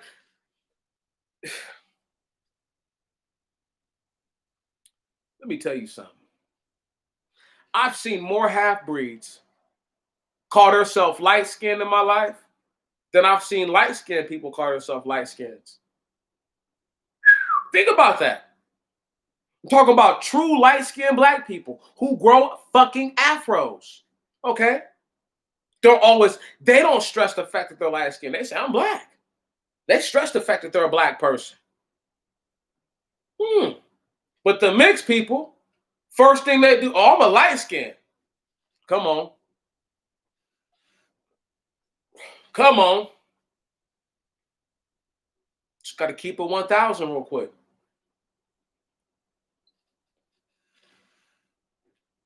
And these niggas is huggy boo bared up with these sorry bitches. And these chicks with these sorry ass white boys and Asians and Mexicans and anything other than a nig. I see the looks in their faces too. Don't worry, chicks. I see the looks in your faces when you're with these dudes and you don't even want to be with them no more. 2 more pennies just for that thought alone. That stupid ass look they be having in their faces. The save me look. Save you from what? From your sorry ass, whack ass decisions? It's your body, baby. Did you forget that part? That's your body. Fuck out of here. Should have never told me that. Should have never told me it was your body, because now you need to own that shit. Got a baby with a whack ass non-black dude, and you still pushing the baby around, still on public transportation, looking stupid as a motherfucker. And now all the black dudes who you used to try to talk to, none of them talk to you. And the few who do are just thirsty ass niggas who want to hit. Trying to tell you, man, white heaven is a cold place to be. Because they created that. They made that possible. See, it's one thing for you to be in a land where you choose to do wrong all on your own. It's another thing to be brought up, to be told that the ways of the land are righteous, and then you realize all on your own that the ways of the land are unrighteous.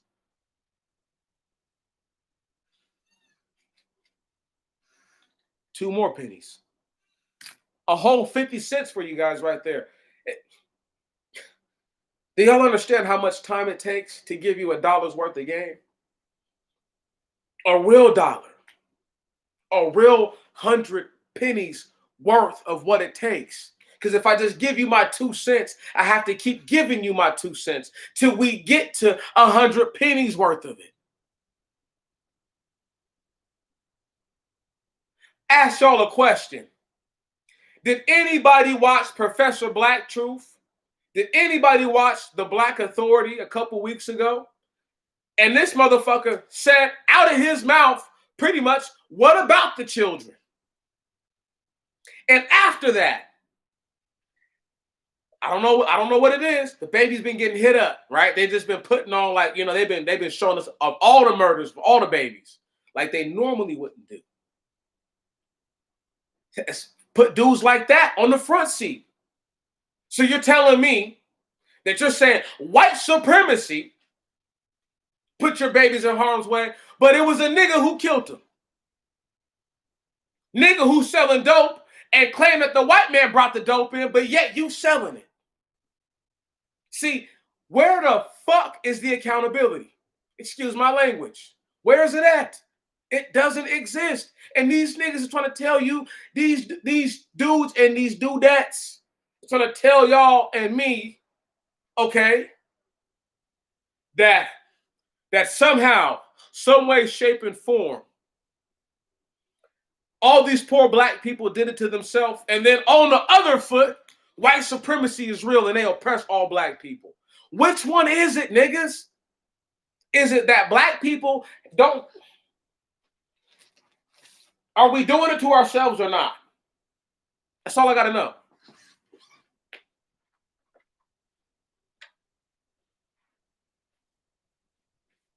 Are we doing it to us or not? I got to know. Is it really my fault? Really, really? I'm asking y'all, this is a serious question, too. 2 more pennies.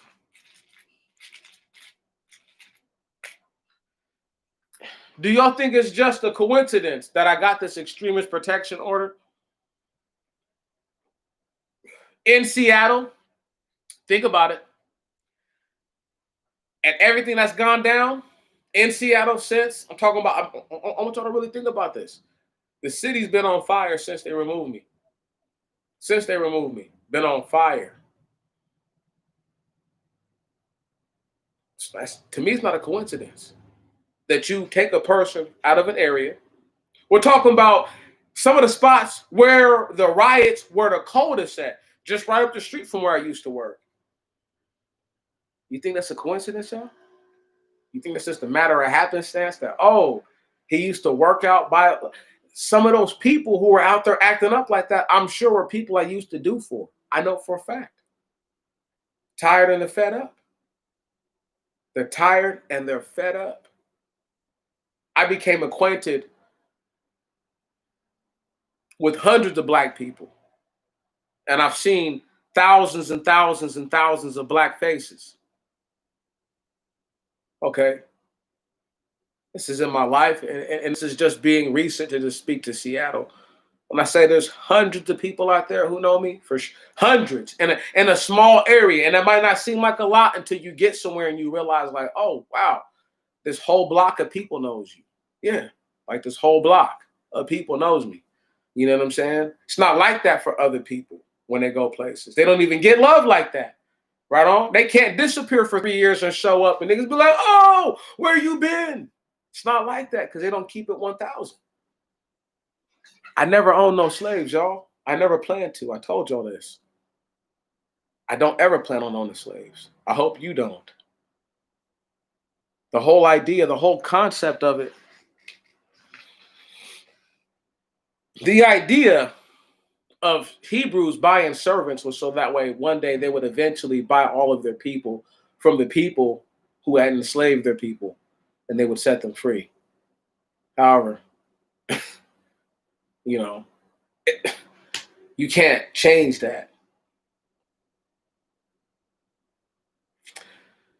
We are in a place where the babies can be murdered by those who look like us. And the people want the accountability to be lax.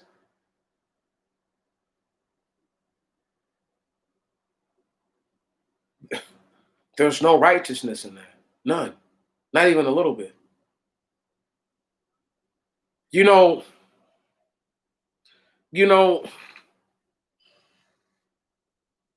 these guys make the deaths of other people trivial.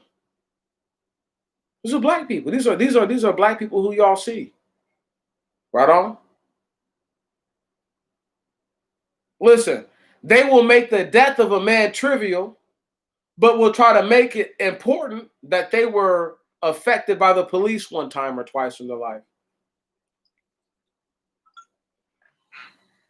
I want you to really think about that.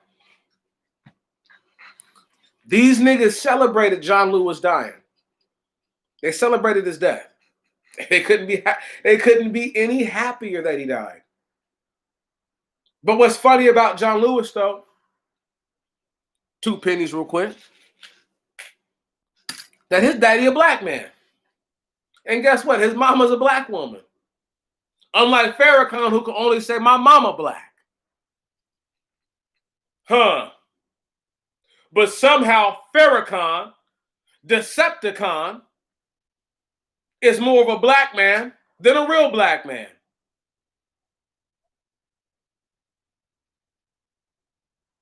I'm just saying, how does this even make sense? John Lewis, a brother,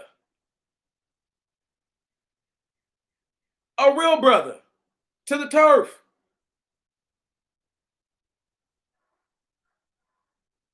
Right. They they were too happy about him dying. But will they be so happy when Decepticon and his fucking bean pie selling ass is up out of here? And they gonna do the same thing? They better. They better. I watched one of my little joints today. It was a Sunday Night Talk 11 or something like that. Listen, y'all, when I be listening to some of the old works, going in. And you know something I pointed out that I totally forgot all about almost was like, Fard Muhammad is the dude who started that whole daishiki stuff. Right. Listen, a white dude started black people wearing African clothes. Mm, mm. Something for black people to really consider and to think about for a moment. Before they get mad at me, before they get angry at me. They should really consider that for just a half a second. Right. But John Lewis never sold you no daishiki. I guarantee you he didn't. And he had never sold you no bean pies. And you mad at him because of what? Because he wasn't a traditional sword and spear warrior? He did what he knew he could do. That's it. And I have yet to see these dudes who talking all that nonsense spill an iota, not even a drop of blood.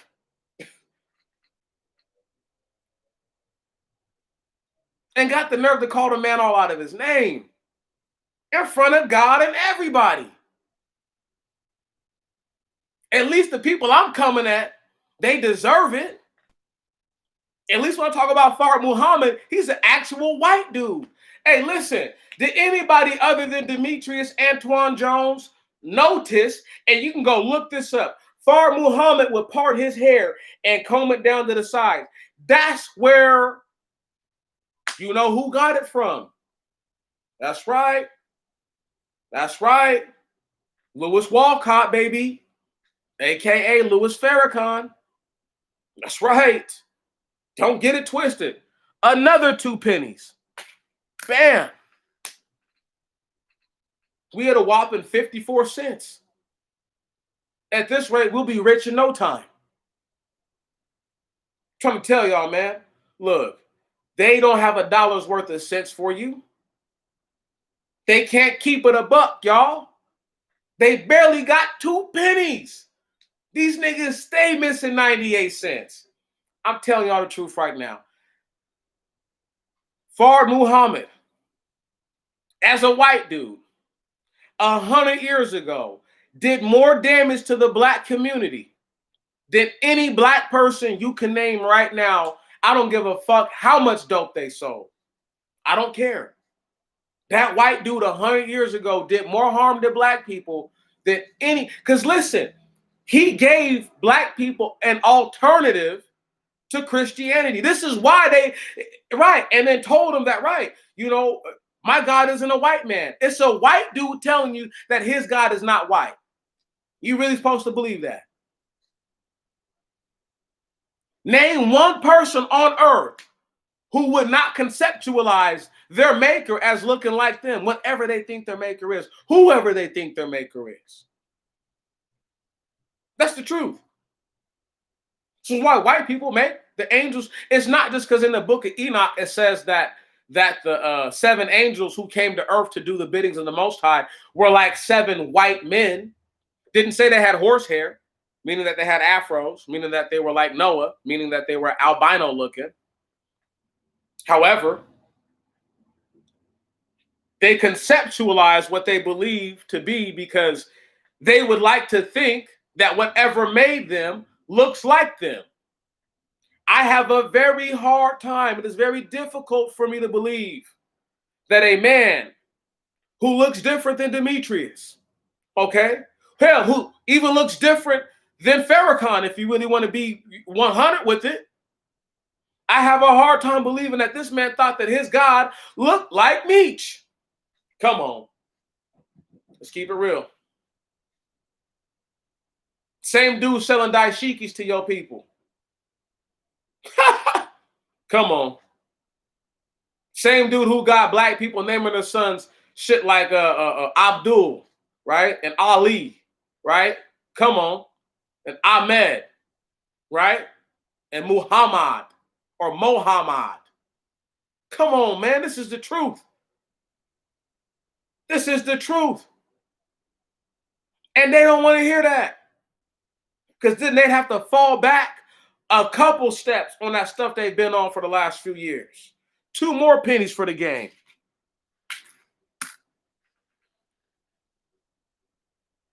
See, I don't know if it's going to take me being this dude every time. I don't know. I know it shouldn't. It won't. I won't let it take it being like this every time. But if I don't get it off my chest right now, you know, again, y'all, look at me in my face. Do you think I'm lying when I tell you that the same dope smoking, beer drinking dude that I am, and when I say dope, I mean marijuana, this guy, I said that for my reparations, I give a damn what somebody else gets if it's like that. For me, I need $1 trillion. I give a fuck about everything else. That's a fact. I said that. All of a sudden, we need 20 trillion to start reparations. These niggas better know if they get any trillions and I don't get my 1 trillion, I'm breaking my foot off on all they asses. Think I'm playing? I gave them the fucking number. I've been giving these niggas everything for years. You gonna give me motherfucking mines, niggas. Since you talking about what we owed. They owe me all their good ideas, they owe them to me. Just about. And won't even say that. I am like Otis Redding to this fucking YouTube shit. Only my hits, I'm not famous for. Okay? You can look me up. You can look at the time when I got to this platform and hold my feet to the fire when I say it. I changed everything that they talk about. Not one thing they talk about right now have I not brushed over. Not one subject. I gave them life. Their whole idea of wanting justice out of nowhere. They weren't even talking about that. These guys are talking about the Illuminati, okay? And talking about what hip-hop artists were doing. When I was talking about black people and our struggle. When I was talking about Black Wall Street all by myself, no one else. I told people they air bombed us.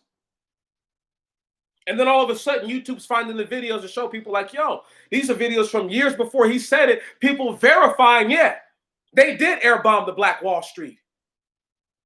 I said that all by myself. I didn't need nobody to prompt me to say that. Conversations that I had with a brother right there. That brother right there whose name you're reading right now. Mr. Wickham. This is a fact. I have nothing to lie about to y'all. Ask them if you think I'm lying. Go ask your leaders where did you get the juice from, dog? Where'd you get it from? Because you didn't have it before. Ask them where they got it from. They'll tell you reluctantly. There's this guy named Demetrius Jones who doesn't get very many views. So you know what? I figured if I put it out there and I just put my touch on it, it wouldn't be no harm to that. They will never tell you that. This is a fact. That's not no fiction to this. This is why when I come around to their pages, when I say things, my comments are left alone. People don't even say anything to me because they know what's up. I went to somebody's page the other day. They're major on YouTube. They're called Real Black, right on? And they have like all these different little videos of like different times of so-called black activists. Let me go ahead and just tell y'all something. The other day, I was watching a little joint about Dr. John Henrik Clark, okay? And he was so-called doing this debate. And this is the first time he came in with I only debate with my equals. All others I teach. And let me go ahead and tell you something. For a black man to say that out of his mouth and then go, and I need y'all to understand, I listened to the entirety of this. I listened to what they had to say. I listened to them. You know what this man was saying? That he had to teach himself how to read, right? But let me just go ahead and give y'all some game real quick. You don't teach yourself how to understand. Whoo! That's deep, ain't it? See, I just gave y'all some game. That's another 2 pennies worth of game that ain't got nothing to do with nothing. You don't teach yourself how to understand. Other people do. And you learn how to understand by experiencing normally the same event time and time and time again. Until you come to your own level of acknowledgement and appreciation of what can or will take place based on a certain level of action. That's just the way it is. When I say there is not another person who has a body of, listen, there is no one's body of work is as nearly as diverse as mine. No one. No persons. I've looked at their bodies of work. They all have their niche. I don't have a niche because I believe in the Most High God. And see, I'm the enemy to them. And it's easy to make me the enemy because I speak with the scripture, but it's hard to make me the enemy because the way I use the scripture, because I'm not a fool. So they're scared. And they say, well, you know what? We won't promote this brother. We won't put him on. But they pray to God I never go nowhere. I'm going to say this until people understand. If I had never did any of my work about 1619, if I had never did the 2019 weekly updates, there'd be no 1619 project. Believe that.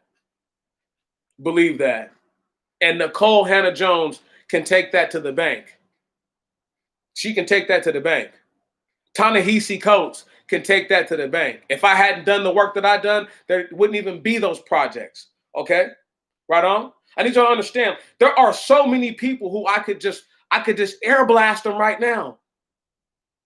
I don't need to though, because they already know what it is. It's just like, I know there's a lot of dudes who think that like, oh, if I see that nigga in the streets, I'm gonna beat his ass. And it's like, but they know that's not the truth. They already know, like they know that they don't want no problems. You know what I'm saying? First off, they probably have way more to actually materialistically lose than I do. That's number one. You know what I'm saying? That's the first and foremost. And then number two about it, you feel me? I'm not afraid to get hit, and most of them are. You know what I'm saying? So when you're just not afraid for somebody to hit you, and I know I can get off on you, not even worried about putting my hands on somebody, stop it. So they don't want no problems on that level, y'all. They can't deny me. They can't say that I'm a liar. Because all I got to do is go find my YouTube video, copy paste the link to the video and say, watch the video. Watch it at minute 36, 14 seconds from wherever on. I have to stress this to y'all. Because if I don't stress it to you, you're not going to believe me when I come with some of this other stuff I have that I'm putting together.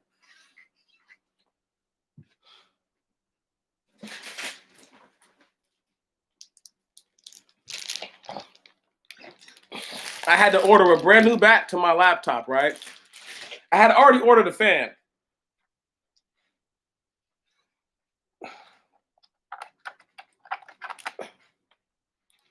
I'm not sure if you can see. It's totally jacked off. Totally. Okay. And it's because there's no screws where my screen port is at, right? Why I'm telling y'all this is because last week I had a small breakthrough where I had my laptop up and going, and then I should have just got the videos that I needed in particular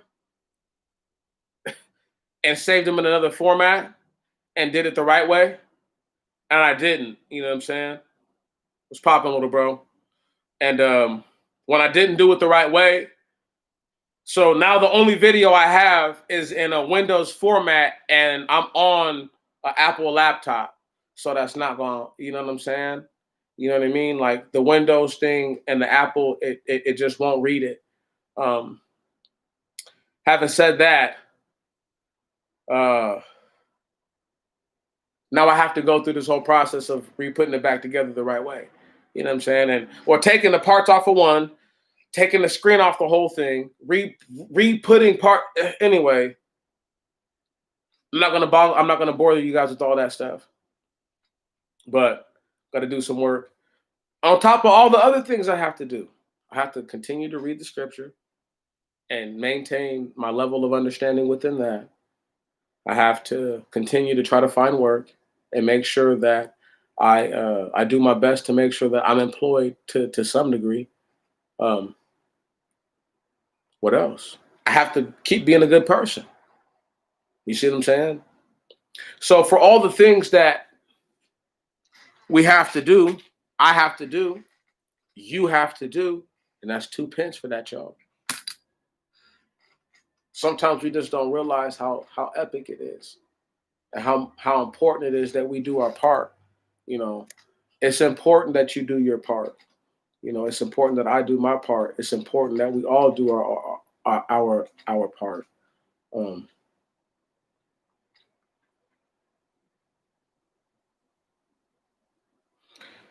for all of y'all out there thinking about doing something you don't have no business doing, let me remind you of this. Not one of these black people talking right now uses scripture to say that we're here because we did wrong. Right on. Uh, I think I'm the only man to ever really say it like that. Like, we're here because we're wrong. You know what I'm saying? We're not here because we're right. So my grievance about being punished is not the same as everyone else's. You know, I have a grievance as to how much the white people did, not as to what they did, because if you read the scripture, black people were doing shit that was technically wet. If you really read the scripture and understand, the condition of Israel before they fell was actually worse than America is right now. Can you believe that? Do you believe that, black people? Hmm? That Israel was in worse condition than America? So-called black excellence? Do y'all believe that? Can you believe it? Can you perceive that? Right. See, I don't have an issue with myself to tell myself I'm in white heaven because my people were in their own little heaven on earth, so to speak, and did worse than these dirty ass heathens are doing right now. But the Most High God had to exact onto us what it is that we did and to allow to happen to us with no control. The same things that our people did to other people and that we did to ourselves. So that way you could appreciate, I can appreciate, we can appreciate why it is that we're being punished in the first place.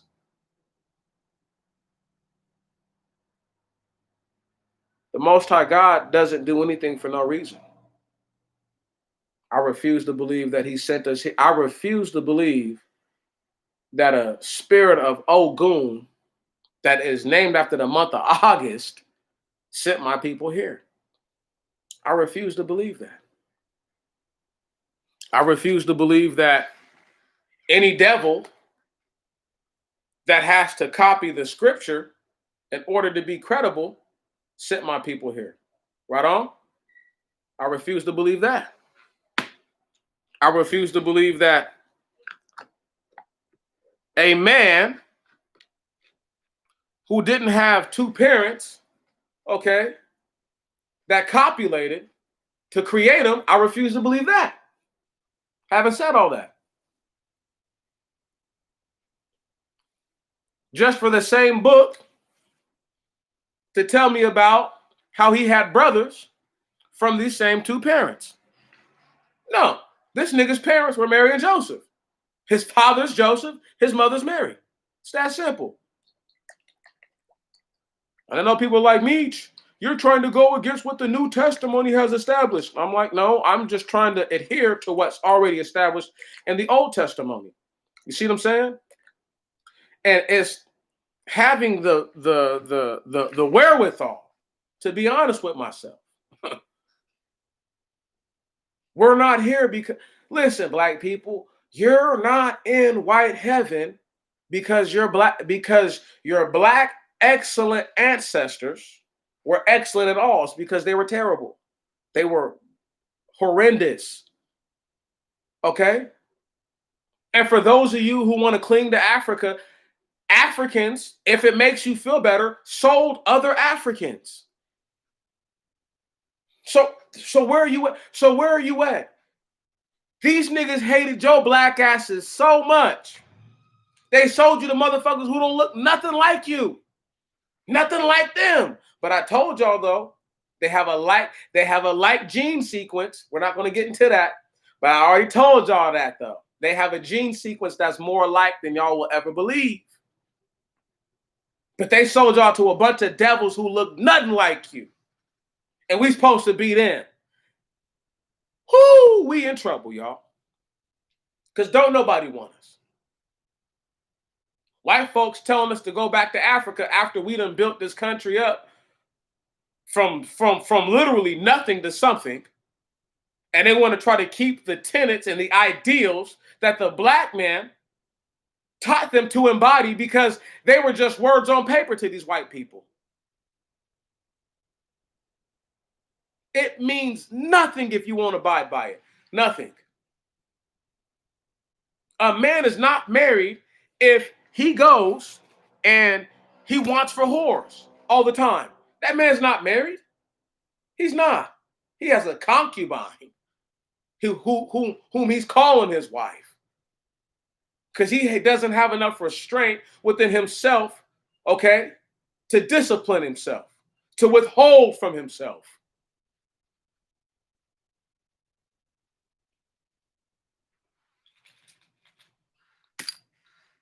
$0.70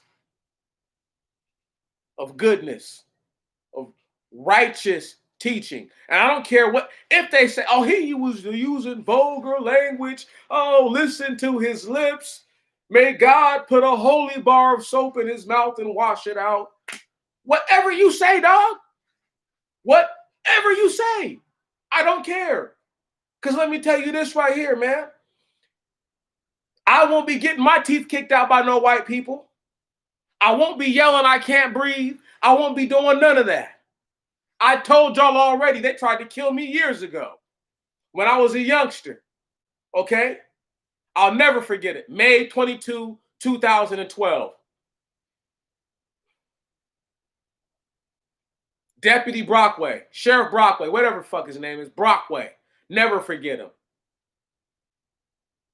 Tried to snap my neck. Told me to go to sleep. You motherfucking bitch, go to sleep. I'll never forget it. I was, before that shit happened to George Floyd, before I knew it happened to other niggas, okay, outside the people it happened to, it happened to me. Can you dig that? It happened to me. I'm still here. I'm still living. And ain't no protest for me. Huh? Where my protest at? I made it. I don't get one for a living? Right, but they got a trophy for every fucking loser there is. And I'm not calling George Floyd a loser, but he lost his life. So he's a loser in that aspect. Everybody who participates get a fucking trophy, but the people who make it. Wow. I never seen something so crazy where they lionize victims so much. They're dead. Why are you lionizing Dr. King? Why are you lionizing Malcolm X? They're dead. These niggas is out of here. I'm still here, okay? And you can see me, all right? And I'm going through the real Holyfield struggle, all right, of a black man doing right by other black people. And I've got a rap sheet as long as they want to. Man, helping black people has been a crime I've committed my whole life. I'm going to be a lifetime repeat offender for helping my people. Can you dig that? Where their charges at like that? Punk ass. Anyway, these people have no idea. While I pull up 2 more pence for you. One moment.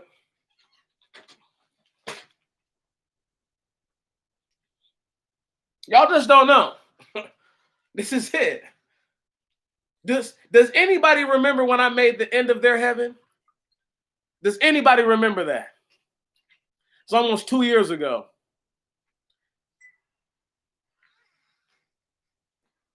Woo! I couldn't have been more on time when I made that one, y'all. It's the end of them. They're out of here. They're out of here. Okay? They got 4 strikes. Not 3. They got 4 strikes. They're out of here.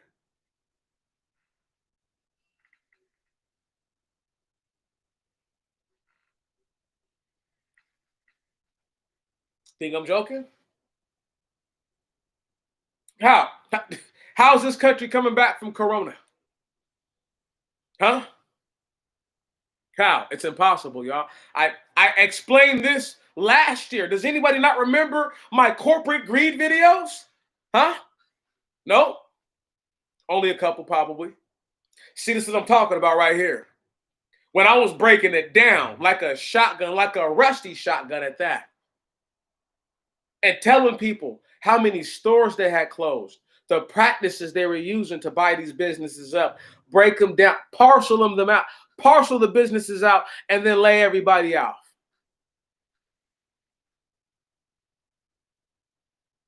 That's good business, huh? Huh? That's the American way, ain't it? Huh? See, this is the type of shit I'm talking about.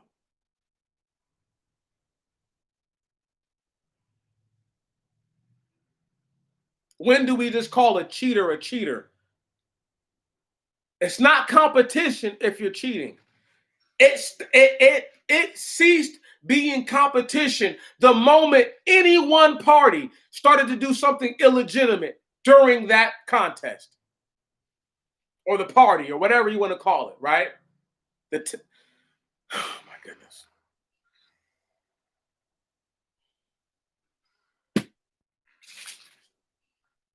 Two more pennies. We're at almost 80 cents, y'all. We're getting real close to $1 here.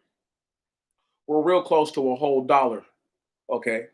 To 100 pennies to keep it a buck.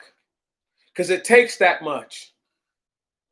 Do you see how much 2 pennies are worth, y'all? Almost nothing.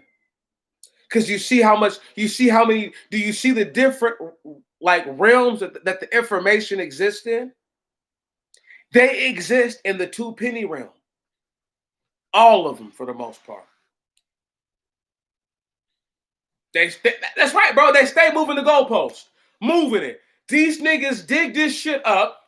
Literally, while you're lining up to kick the ball, these niggas is digging this shit up with a magical shovel and moving this motherfucker, bruh.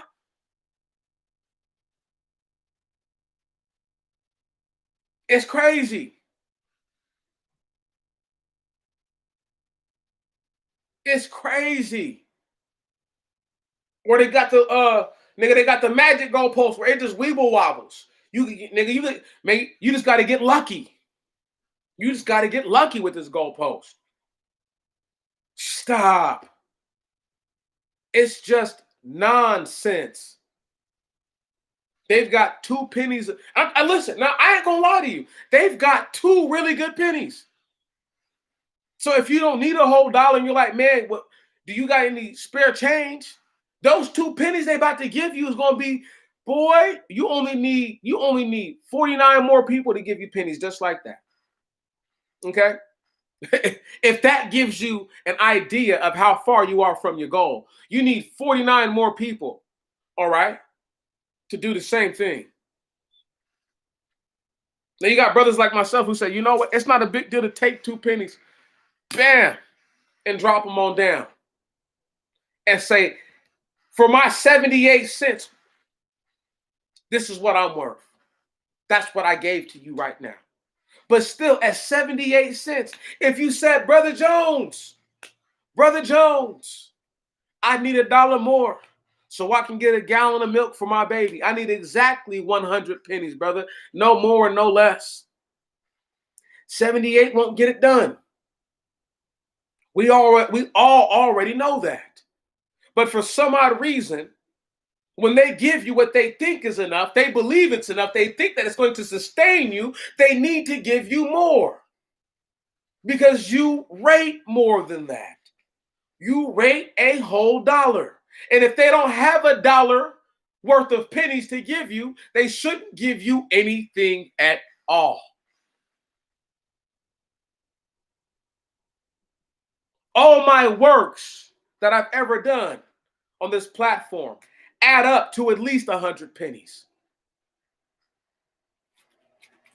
So as I take these 2, I say this. What greater chance do we have than right now? None. We have no greater chance. I'll answer it before you can even put a wicked thought in your minds or a doubtful thought in your minds. They're one and the same in this instance. It's 80 pennies worth of good thought for you. What do they have for you, brothers and sisters? What do they have? What will they give you? They want you to give. They say, reach into your pockets. They say, reach into your wallet. Go into that purse.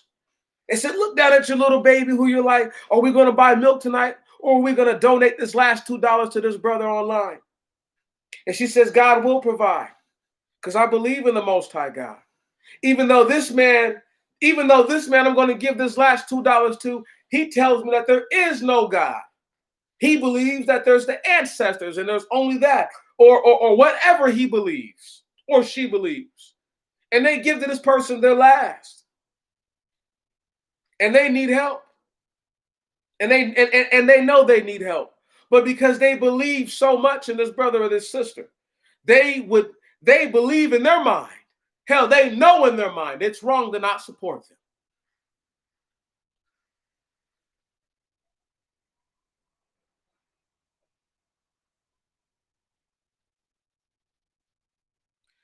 Have any of y'all ever seen the actual video? Have y'all actually seen the speech where Dr. King told the people he had been to the mountaintop? Huh? Did y'all see the fear and anxiety in the man's body? Did you see the level of unsureness that he exhibited?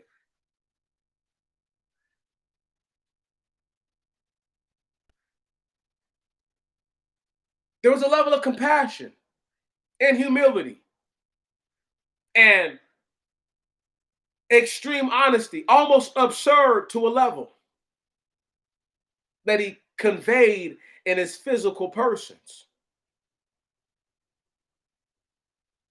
And one could see in Dr. King that he felt his mortality.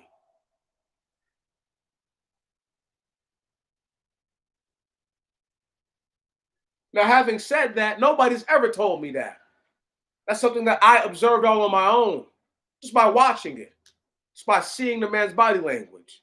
See, I don't expect anyone to do what it is that I've done for the people.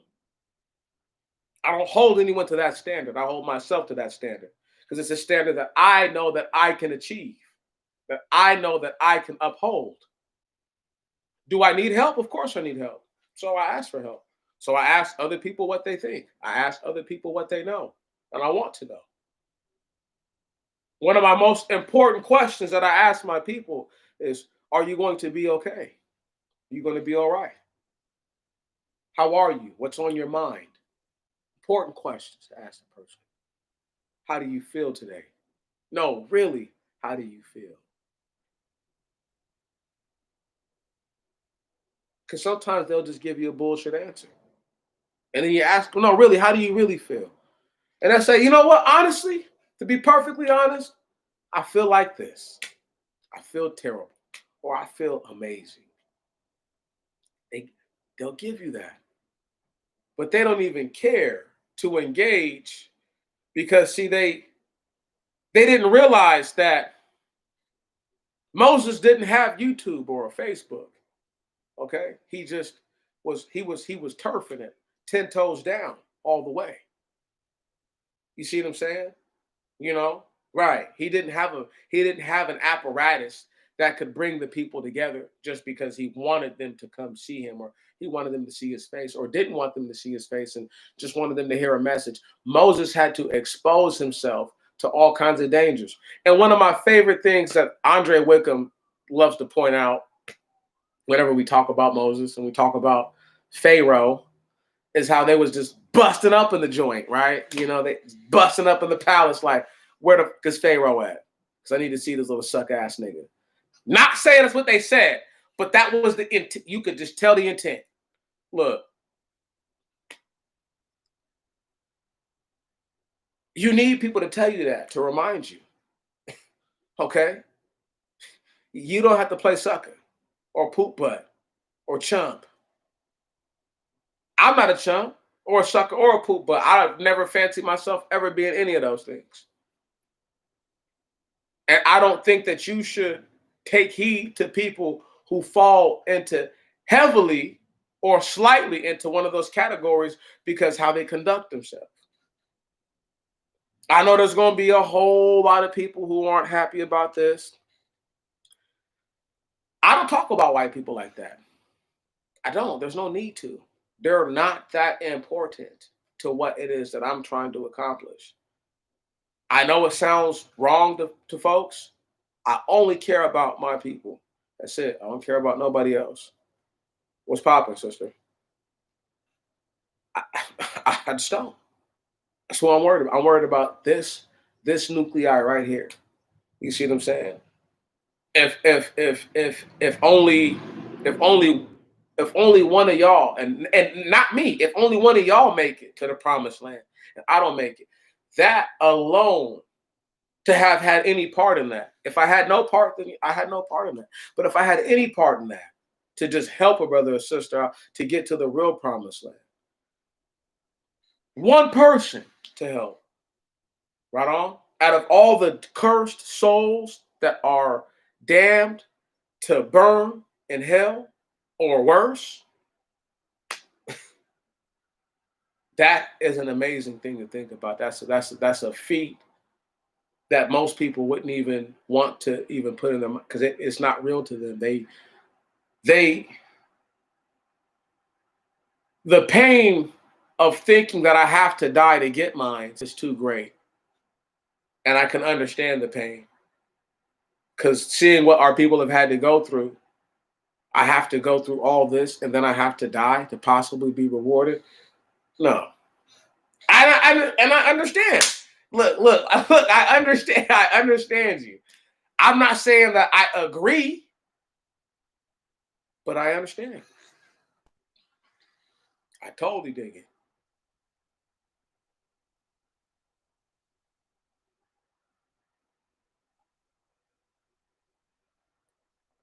What's right is fair, and what's fair is right.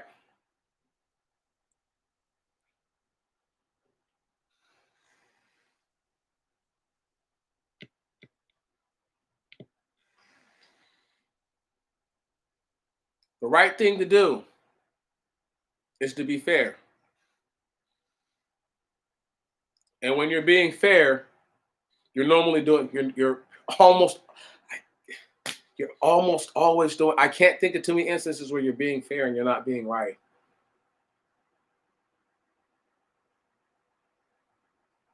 Right. Will they always practice the same thing? No. Will they always be in the same arenas? No. But when a person is truly practicing true fairness and true righteousness, there's a level of it that is undeniable. And what is fair is right. And what's right is fair. And what's right is the Most High God sent us here to be punished.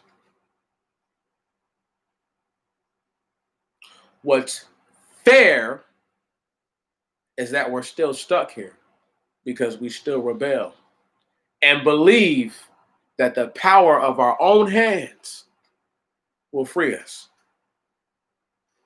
Come on. See, they're afraid to hear something like that because it scares them.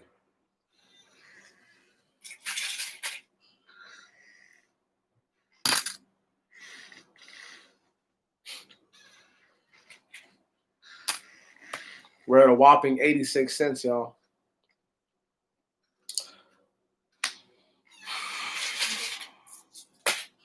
We've got, literally, I'm thinking,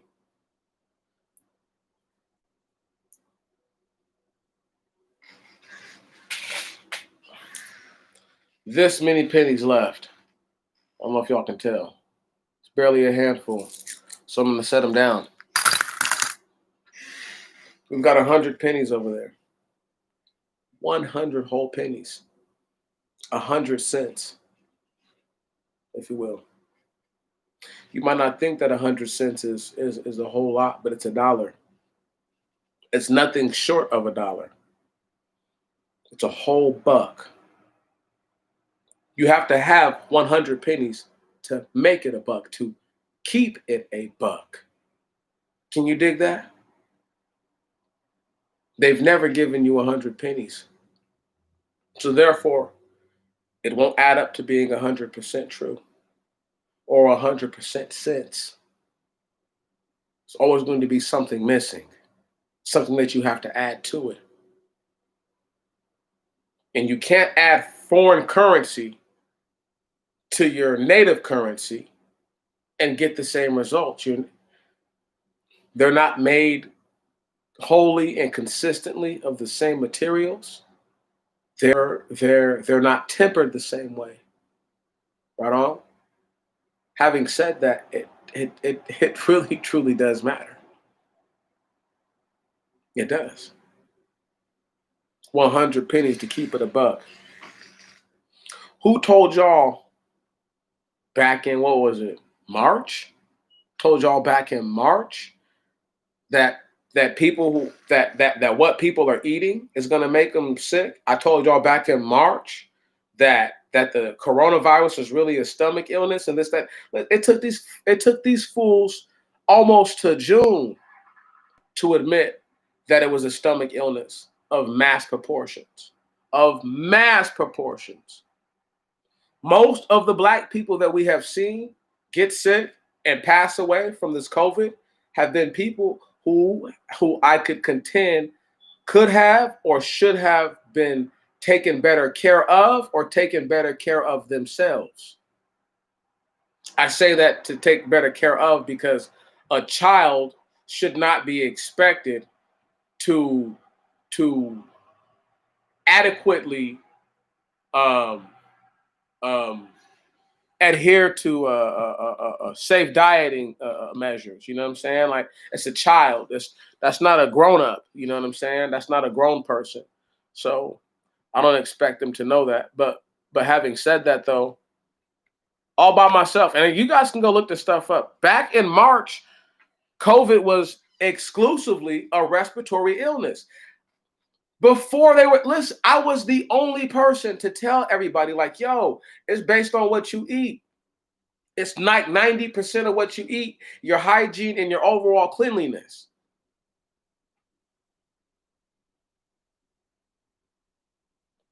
I was the one just a couple weeks ago who showed you guys in the scripture where they got the 14-day quarantine from. Literally, I showed you where they got it from. It's, if you want to dispute that, please leave now. If you think that they didn't get it out the Bible, please get the fuck away from me. Okay? Because I have no time for no simpleton ass activity. None whatsoever. I'm dealing with the best and only the best. Having said that, told everybody that. It's not a secret.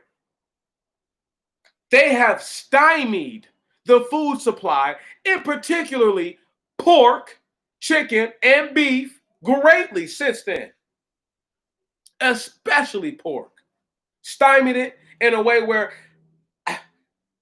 I was like, damn, I didn't know they would let so many pigs just die in a year and just burn off the meat or sell it all to China or whatever. And China's like, we don't want that shit. Everybody's like, we don't want that. We don't want that. Right. Because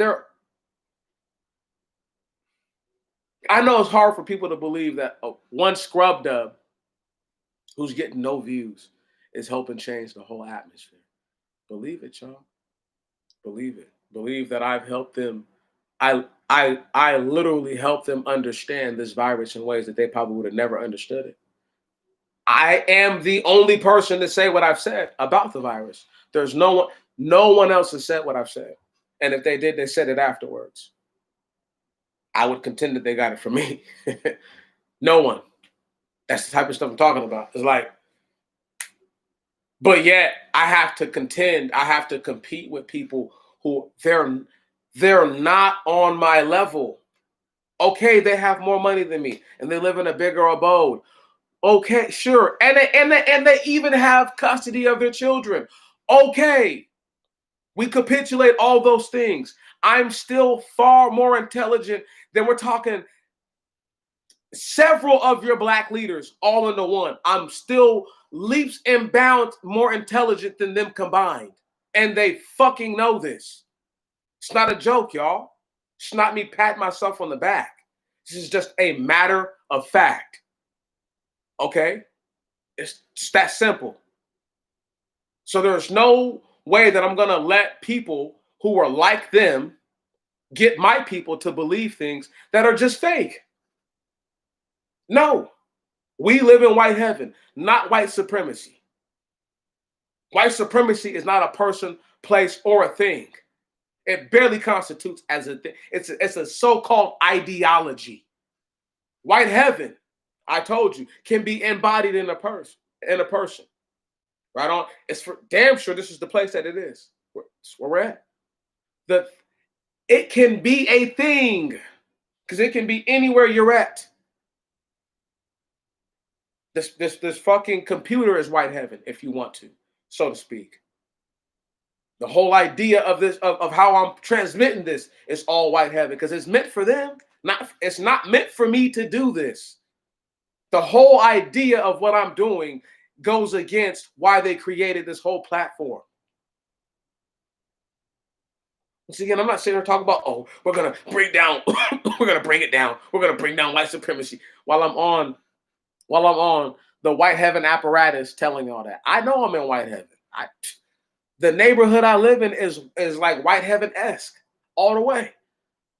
People going for runs and shit, got their little dogs, little Fido everywhere, right? Got little the supermarkets and a super nice thrift stores and just all kinds of shit, right? That you're not gonna find. Listen, in Tacoma, there are places in Tacoma that are considered the black sides of town. Okay, that's just how it is. And all the nigga spots, there's none of these nice amenities. None of them. Not one of them. Okay, other than the basic stores that they're going to put anywhere, trying to capitalize, if you will, and to take advantage of the local populace. It's just that simple. Black people. I told that person yesterday, real black on their channel. I said no disrespect. After listening to that video with Dr. John Henry Clark and all those other people, I said no disrespect. I know more than all these people combined. That's where I'm at. I'm at that point where I'm just like, I'm tired of withholding or holding back what it is that I know. You know what I'm saying? In in the scripture, who really knows it to the level that I've tried to explain it to y'all? Nobody's ever tried to do what I'm doing. I have seen no one attempt to do what I'm doing. Hasn't been done. And who knows how long? Probably since, I don't know, King Josiah read the book to the people, the books of the law. Anyway, and y'all wonder why I get so bent out of shape. Oh, because you think Tariq Nasheed could read the Bible and understand? You think Professor Black can read the Bible and understand? Huh? You think BGS can do it and understand? Huh? You think the Black Authority can do it and understand? You think Yvette Carnell? Huh? You think Tone Talks? You think Nyla Says? You think Paris Milan? You think any of those fucking clowns? You think O'Shea Duke Jackson? You think Jada Black got what the fuck it takes? You think Tommy Sotomayor? Huh? You think my man LAR Movement? You think Cerulean got what it takes? He's going live right now. You think he got what it takes? No. None of them have the juice. Not one have the juice.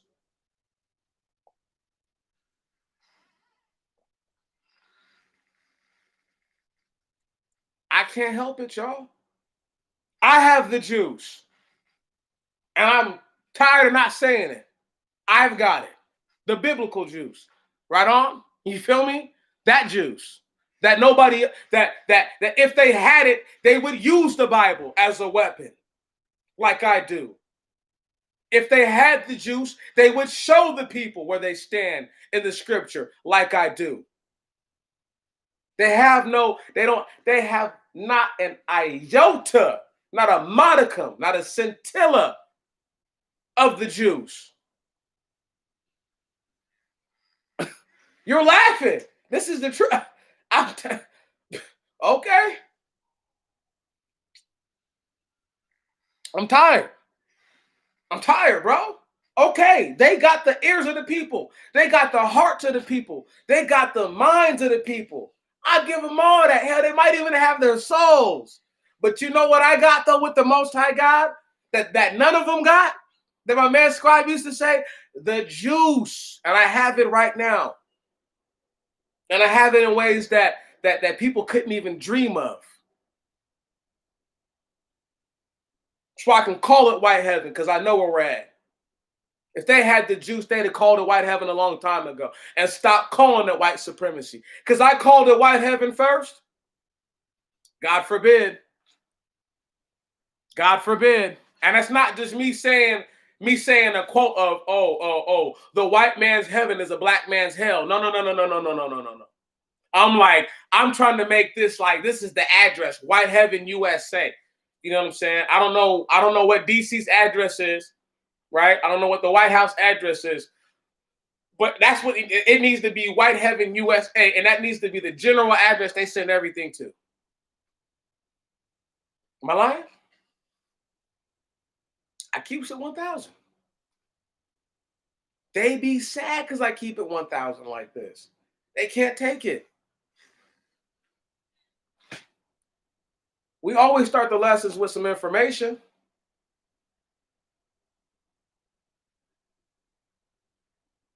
Yeah. Yes. Bingo. All of it. Right.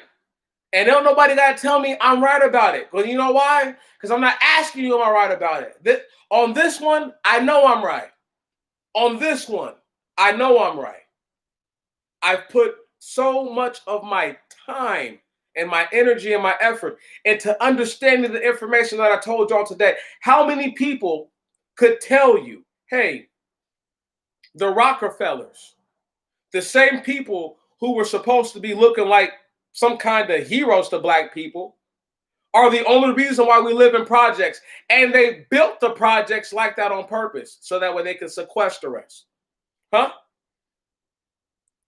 How many of those people say that outside of the Rockefellers, it was people like the Carnegies and the Vanderbilts, okay, who made sure that mechanization took place in the Deep South, that the loans were only given to the white men, okay, primarily and predominantly, so that way they could force out of the South in numbers into poverty, black families, overnight. Huh? Who else told you about the Civilian Conservation Corps? Huh?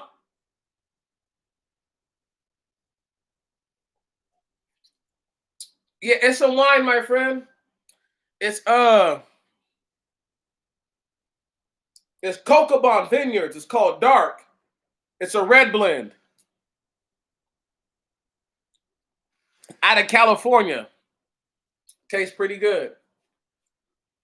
You know, once again, am I a perfect role model? No. I tell people all the time, put the babies away when I'm out, right on? You know what I mean? Like in person, I'm a much better, I have much better etiquette when I'm around, let's say, other people. But in my own home, in my abode, I don't want to feel as if I'm in public and I have to to not be myself. I want to be myself so that way if a person meets me, they say, "Damn, this nigga's the same way in real life that he is in this motherfucking videos. He does not right. This isn't an act for me.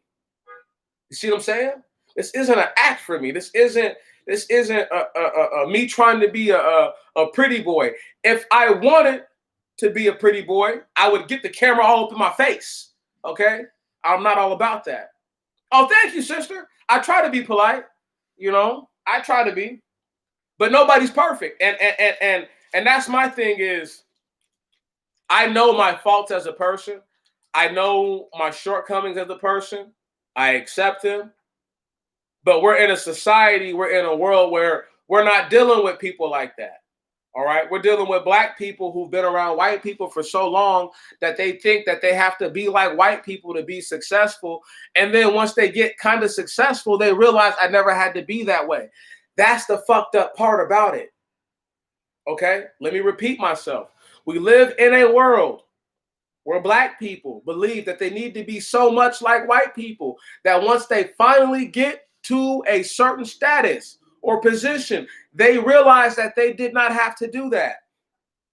Now, does that mean that they changed their ways? No, but it does mean that they realize that I probably could have gotten to where I'm at or been somewhere comparable and been just as happy and did none of what I've done.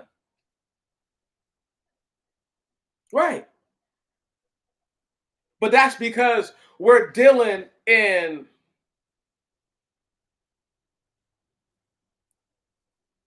if I had to say it, black people are a broken and a totally destroyed people. We seek validation through self-importance, through the means of grandiose, vicarious experiences.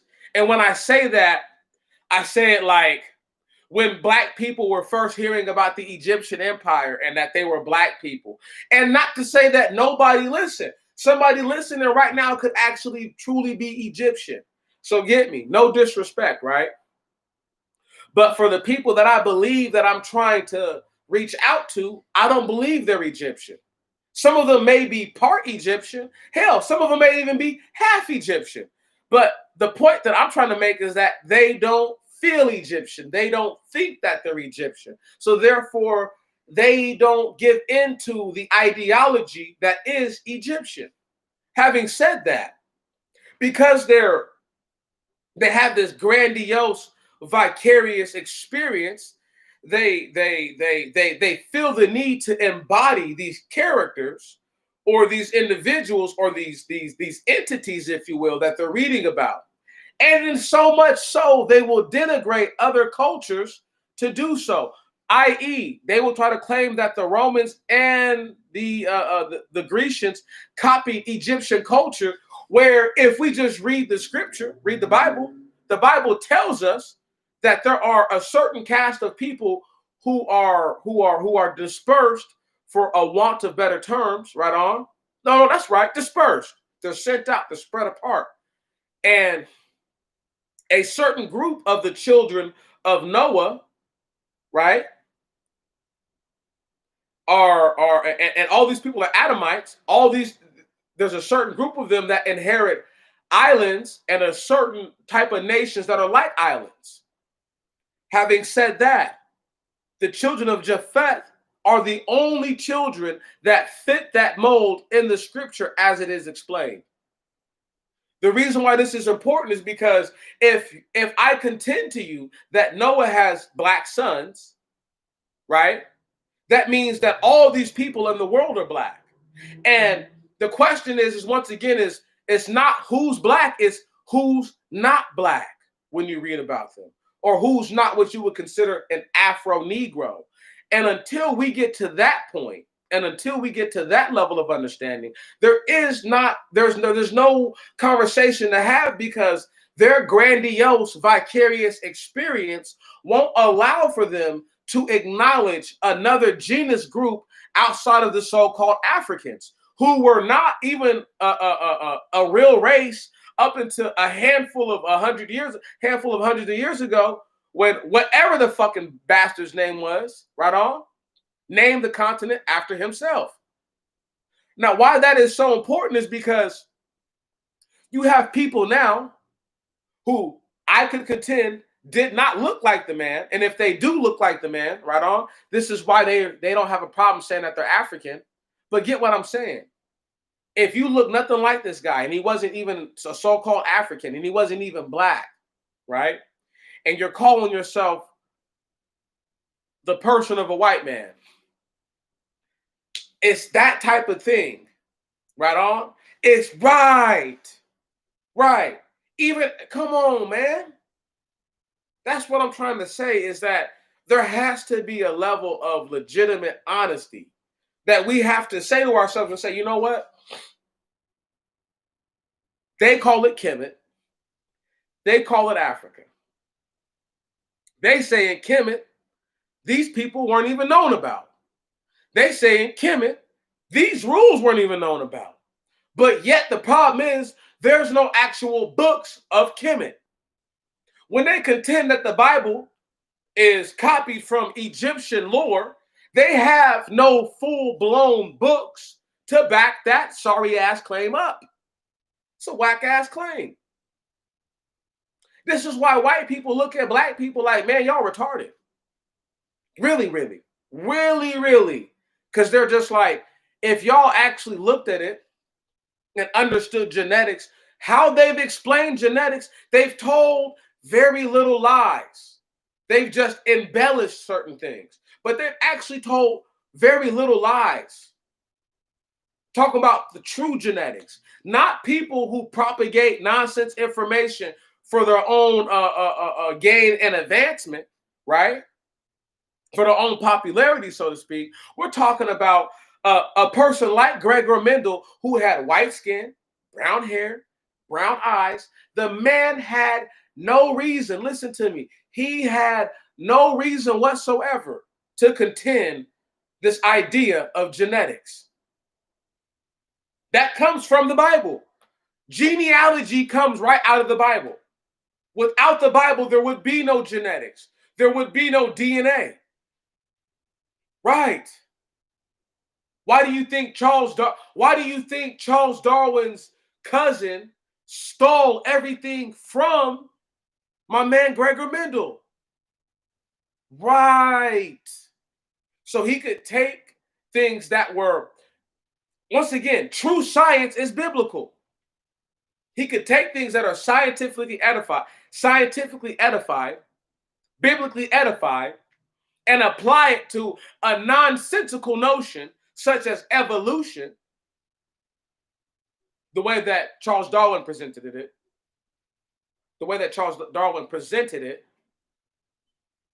nonsensical, totally doesn't make any sense. But having said that, it's that type of thing that we have to be mindful of, because it's not It's not a clear-cut thing. I had to read all these different pieces of information to come to this conclusion. And once again, the most damning piece of the information was when I read, where is it at? Where is it? Where did I read it at?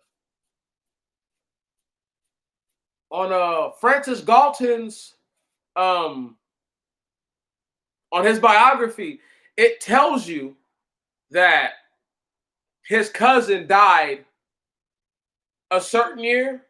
It tells you that he released eugenics. It even tells you that eugenics took directly from the studies of Gregor Mendel. So what it means is that the reason why they didn't acknowledge his work until he died is because white people wanted to manipulate his work. Thank you very much. And even while they manipulated it, you had other honest white people who would come later on and be like, whoa, that's not right. If you have curly hair, if you have dark eyes and dark skin, you have dominant genetics. You have gene dominance on this planet. Right. And they wanted to stress that. These are white people who wanted to stress that. These aren't black people who were trying to stress these things. These are white people who I believe in my heart of hearts didn't want to burn in hell.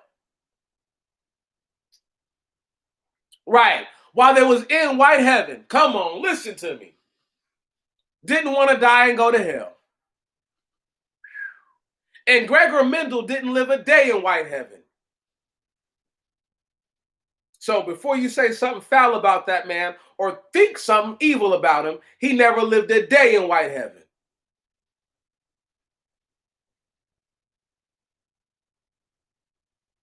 But Chucky D did. Francis Galton did. They might have came over here for some visits and kicked it. Talking about tough. I don't mean like I'm not saying that the man never like ever visited, but I'm talking about he didn't stay here for quantities of time to give him a different type of thought.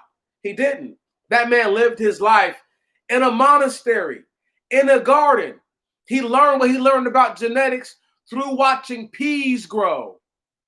What?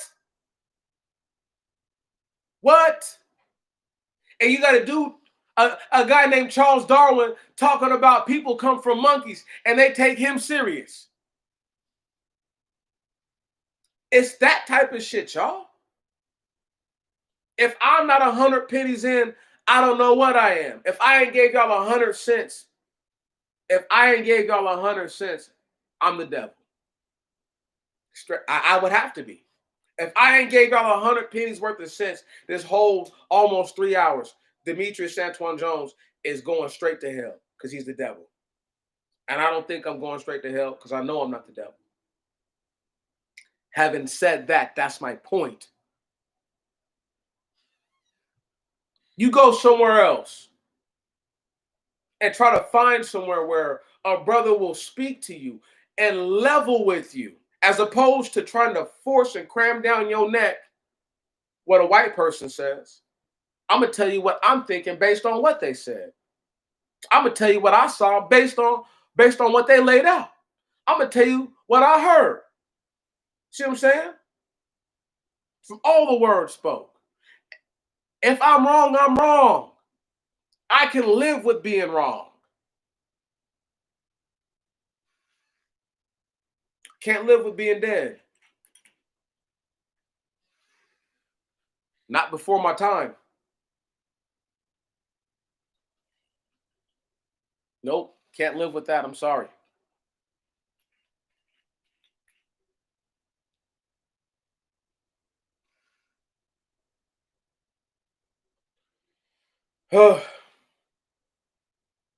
One of these days, y'all, we might get somewhere, but today's not the day. And before I head out in the next few minutes, I just wanted y'all to know that the absolute best of them are worth this much. They're worth 2 pennies. That's their value. I'm telling y'all, And every time I come to you, I come with a silver dollar, at least, worth the knowledge.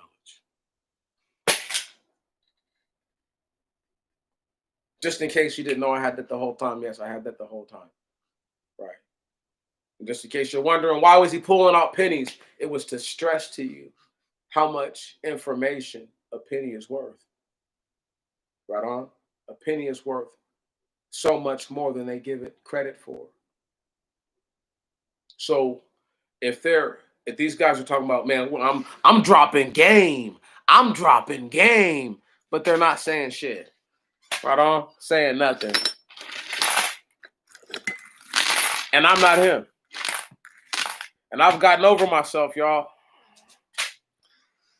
Once again, saying I got the juice doesn't mean that I have an ego. It just means that I'm quite aware of my situation. And I'm pretty sure that they all know, all of them, all of them, every single black YouTuber that you can think of, that you've ever heard of, they know about me. Some of them for better, some of them for worse, some of them for much worse. Only a couple of them really actually give a damn about me. That's why I pray for some of them, because they don't know. I pray for them. You know, I pray that their minds are made to be changed. As a brother would say, get your mind right. That guy, he's a funny guy. Anyway,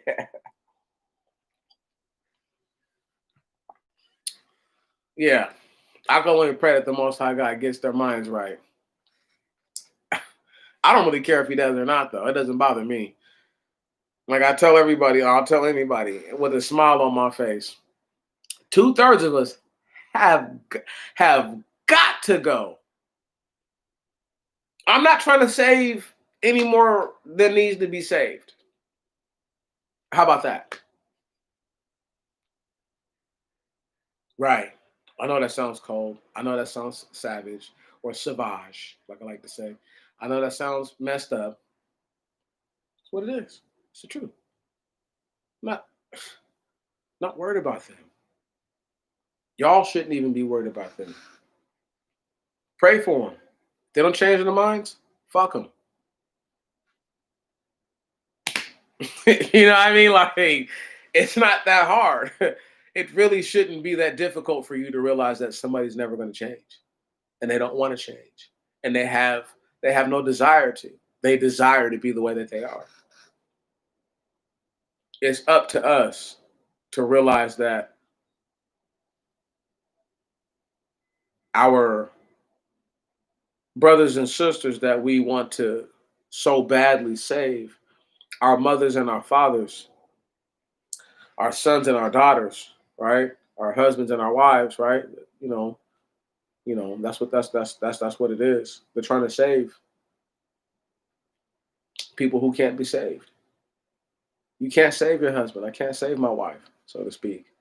Right on? You can't save them. You know what I'm saying? You can't even save yourself. You can only help yourself be in a better position than what you're currently in. You can't save them though. And unless as a people we come to this conclusion. And then and those who pray together don't stay together. You know what I'm saying? Uh it's best that you're not too close to your family. All the hurt and pain people have had to go through, they need to not be too close to all those people all the time. Should they contact their family and be in touch with them? Sure, yeah. But there's a lot of pain and there's a lot of anguish and shame and regret that people have to work their own life through.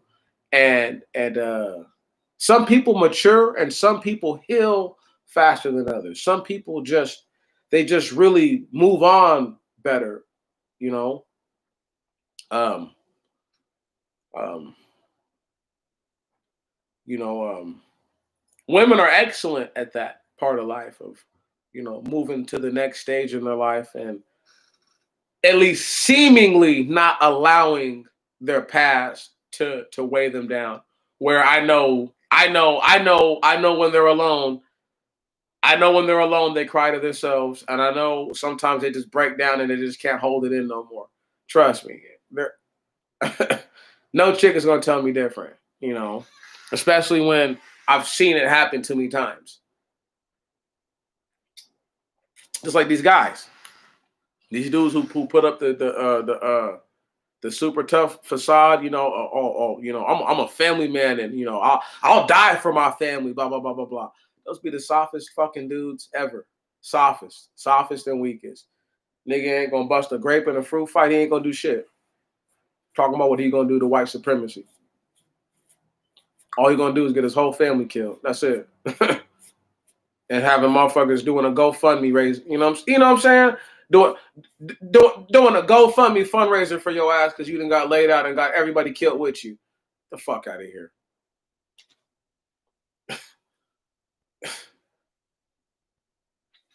I'm just keeping it real. Nobody has to agree with me. No one. That's a fact. Nobody has to agree with me. All I'm saying is, though, is that for all the hate that folks want to try to lend to your boy, they've done nothing for Black people to understand the things that I've put out to them, the way that I've said it. The way that I talk about Black Wall Street is not the way that other people talk about Black Wall Street.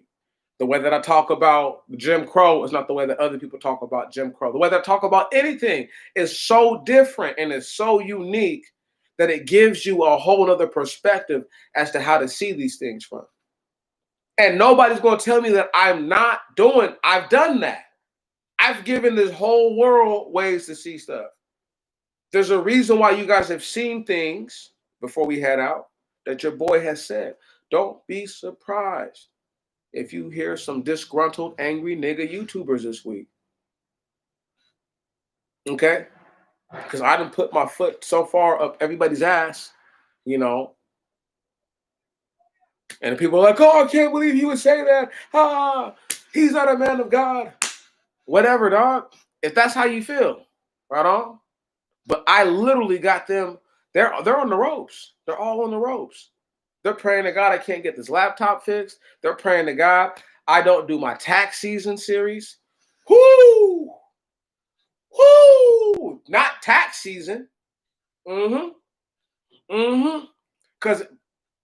I'm telling y'all, if I get my laptop back right here in the next few days, like I really want to, really in the next 2 days, might have to do a surprise audit on somebody. Can you dig it? Tax season. They don't know. I'm ready. I'm ready, y'all. And no, they know I'm ready. They're not ready. And they're hoping, this is why they've all shifted their attention to other directions. This is why they're talking about, I heard one of them say, won't say her name. It doesn't matter. It doesn't matter where the movement came from. It just matters that we got it out there. If that's not an admission to the fact that she did not start the idea, nor is she didn't put the idea out there, she wasn't even thinking about it. That's an admission. You can go and look into these people's videos. You can go look into their timelines. If you think I'm joking, go look into Yvette Carnell's timeline, okay? And tell me if I'm lying, okay? She starts talking about ADOS in like the middle of like 2018. And she literally puts ADOS in the title. Before this, never even talked about. The receipts, bruh. Tax season, the audit. They better pray to God I never fix this laptop. Straight up. Because, you know, I put my fan in it and then it wouldn't stay closed enough at the bottom. So I think that everything's not connected the right way. So I'll have to reapply that, wipe it off, put a little more adhesive on it, blah, blah, blah, blah. Anyway, A bunch of technical nonsense just to say I have to re-put the whole thing together in a better bottom case so that way the whole laptop closes up and everything should function the way it's supposed to.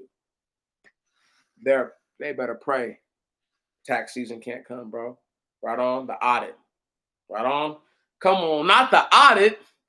Who wants to get audited, dog? Nobody. Nobody wants to get audited. And they're so fortunate because I know it's one of my live streams. I can't think of which one. Where remember, y'all. Remember, it was something like this, but I had a beer in my hand. I'm about to play it out right now again. I have to keep reminding y'all of this. The $1 trillion movement. This nigga. I said, shit. I said something like, I said I'm over it. But I only say I'm over it because I know I'm not going to get what it is that I deserve and what I'm owed. And I'm owed everything. Shit. I think I need about a whole $1 trillion to myself. I think it was something just like that. Only a little more laughy jokey because I was trying to not be oh so serious about it. But if niggas think I'm playing, anybody watching right now, you rate $1 trillion. You rate it. You rate it. They can be mad about. I'm trying to bankrupt Earth. Fuck bankrupting America. I'm trying to bankrupt this whole bitch. They owe us everything. They owe every nig, everywhere, everything.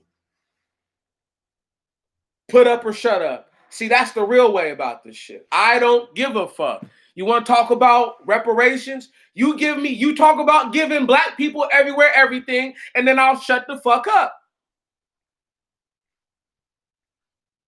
Otherwise than that, don't tell me to be quiet and don't tell me that what I'm talking about is unrealistic or unfucking feasible.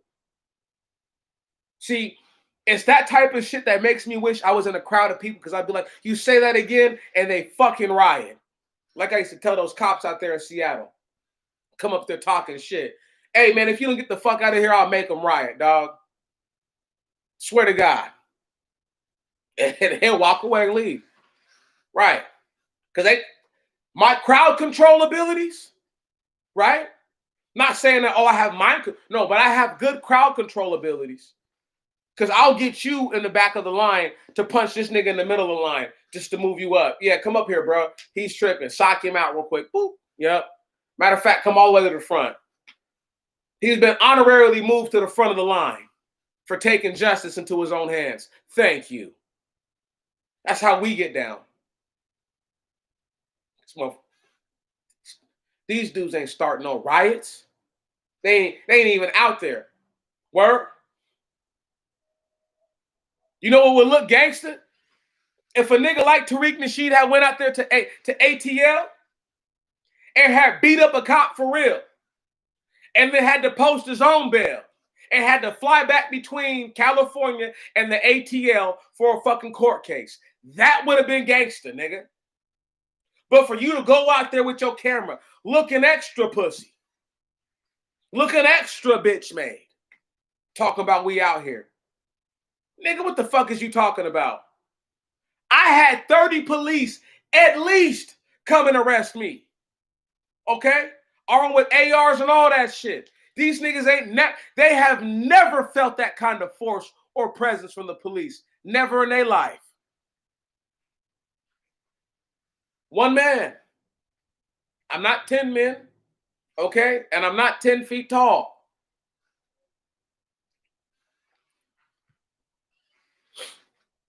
Just a couple handfuls of inches over half that height. So there's no way they got me confused for being like that.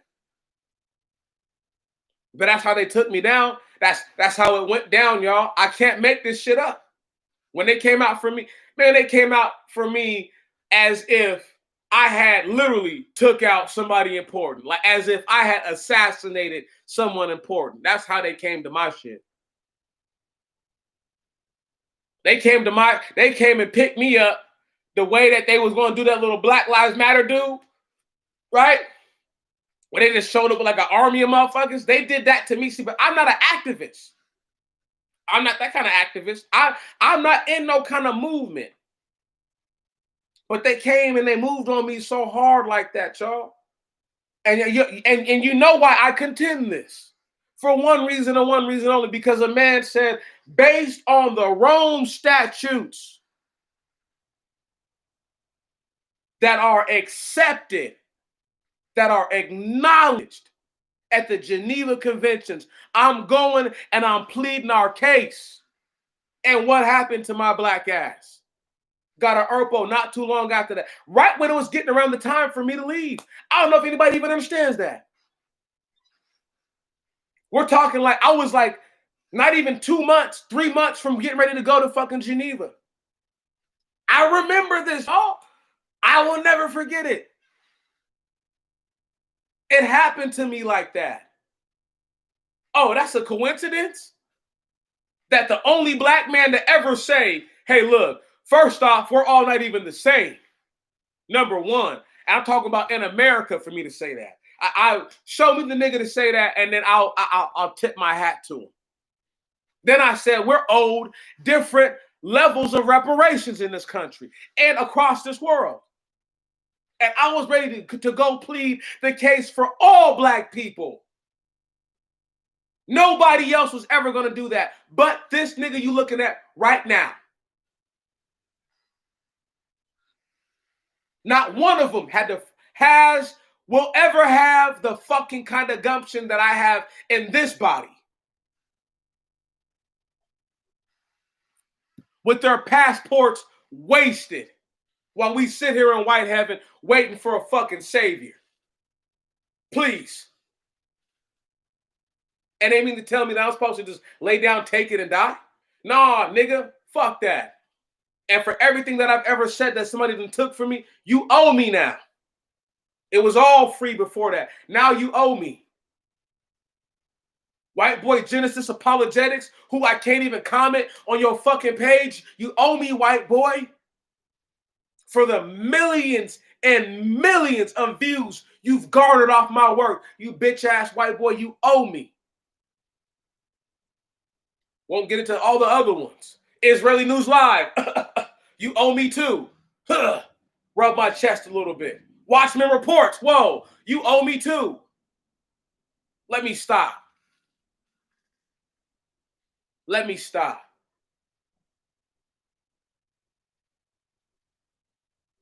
Do y'all know how many minds I've educated just by going to their comment sections and speaking to them? Have changed their whole way of looking? Fame versus sacrifice. It's a black chick. She's a true diviner. What's crazy though? I got mad love for the sister. I want her to do the right thing. She just doesn't want to do the right thing. She wants to do this ancestor worship and all this fucking crazy stuff. But I know she fucks with your boy. I know she does. She can come check this shit out. That's what they do. They check me out on their own time, but I know they check me out because I always hear me come up.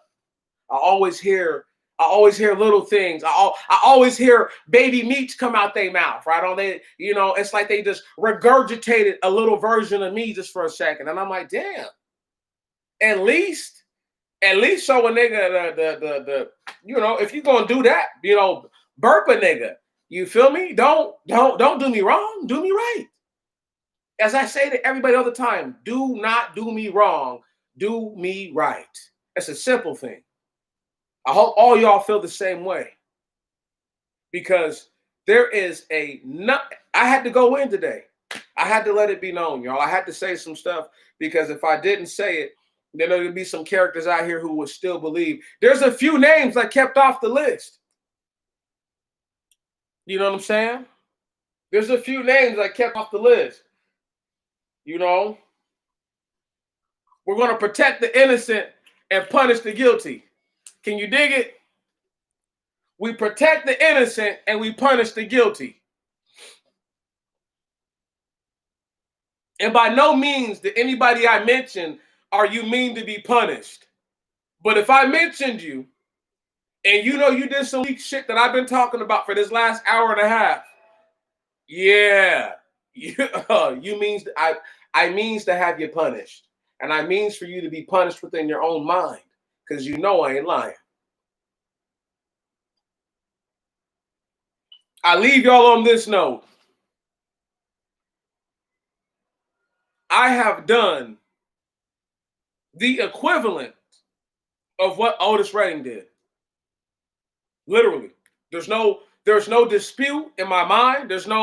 I'm convinced I've done what he did. I've done what he did. Only I don't write music. Right on? I'm a talker. And other talkers listen to me and they say, man, for a brother who's never been to a so-called college, who doesn't have a collegiate education, this brother is very well spoken. I can learn a couple things from him, regardless of his status in life. Having said that, Otis was younger than everybody around. Otis was the youngest. Otis was many years younger than people who outlived him. Having said that, the man that Otis Redding made most famous, and I won't tell y'all who I made most famous on YouTube, okay? His name is Sam Cooke. And if you look this up, Sam Cooke, his first hit comes in 1957. If you think this is a mistake, Otis Redding's first hit comes in 1958. Why this is such a major thing is because a lot of the music that Sam Cooke supposedly wrote, Otis Redding covered. There's many of songs, okay, that I know for a fact that Otis Redding wrote, like Stand By Me and Respect, okay, by other artists outside of Sam Cooke who I know he influenced and I know he had a great bearing on their career. See, the reason why I say I have so much in common with Otis is because I am this undiscovered, unknown brother who has this level of talent that only a pool of people know about. And the pool of people who are able to access my talent and to use it for their own means have gained from it. This is something that I don't know if y'all I don't know if y'all know this or not. There's YouTube, and then there's Black YouTube within the YouTube diaspora, kind of like America, right? I know you're going to have a hard time believing this. There's more people who know about me than people who actually do not know a thing about me. Much more. Many more people than you guys would ever even understand. And sometimes I don't understand it until I get around in these areas and I'm like, shit, everybody got 100 likes. Shit, I should say something and get at least one, right? I should get at least one like. I'm agreeing with the content of the video for the most part. Right on? Don't even get a wink. Fuck a like. And so this is how I know it's me. It's not them, it's me. It's what I do. And because it's so impactful that there's people who may have come and watched the video for just 20 seconds and they don't ever want to hear my voice again. Right on? They don't ever want to see my face again. They don't ever want to deal with me again. Because what I said was just too over the top. The first thing they ever heard me say was people come from Middle Earth, right? Not even giving me a chance to explain what kind of humanoids come from Middle Earth and why I contend that.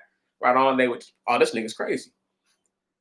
But listen, I'm crazy, but I've already proven that the man who claimed that people came from monkeys was proven totally wrong. He's been proven totally wrong by other white people. I've even proven that his cousin,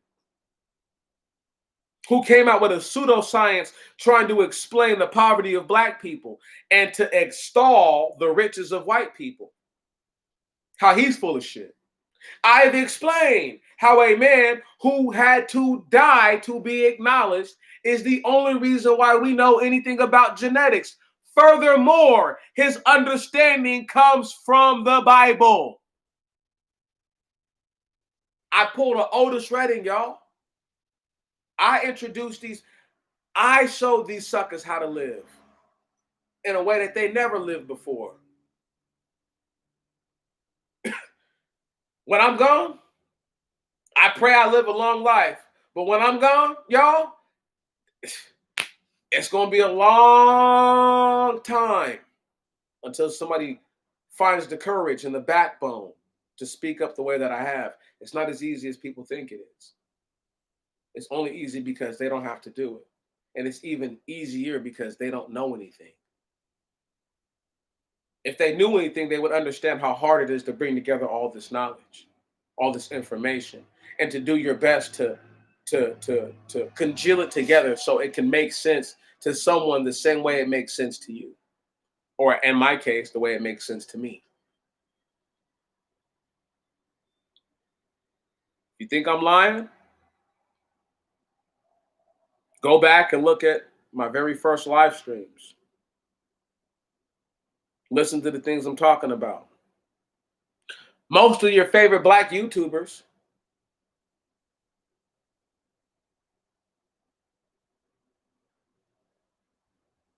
Oh, no, I appreciate you. You know what I'm saying?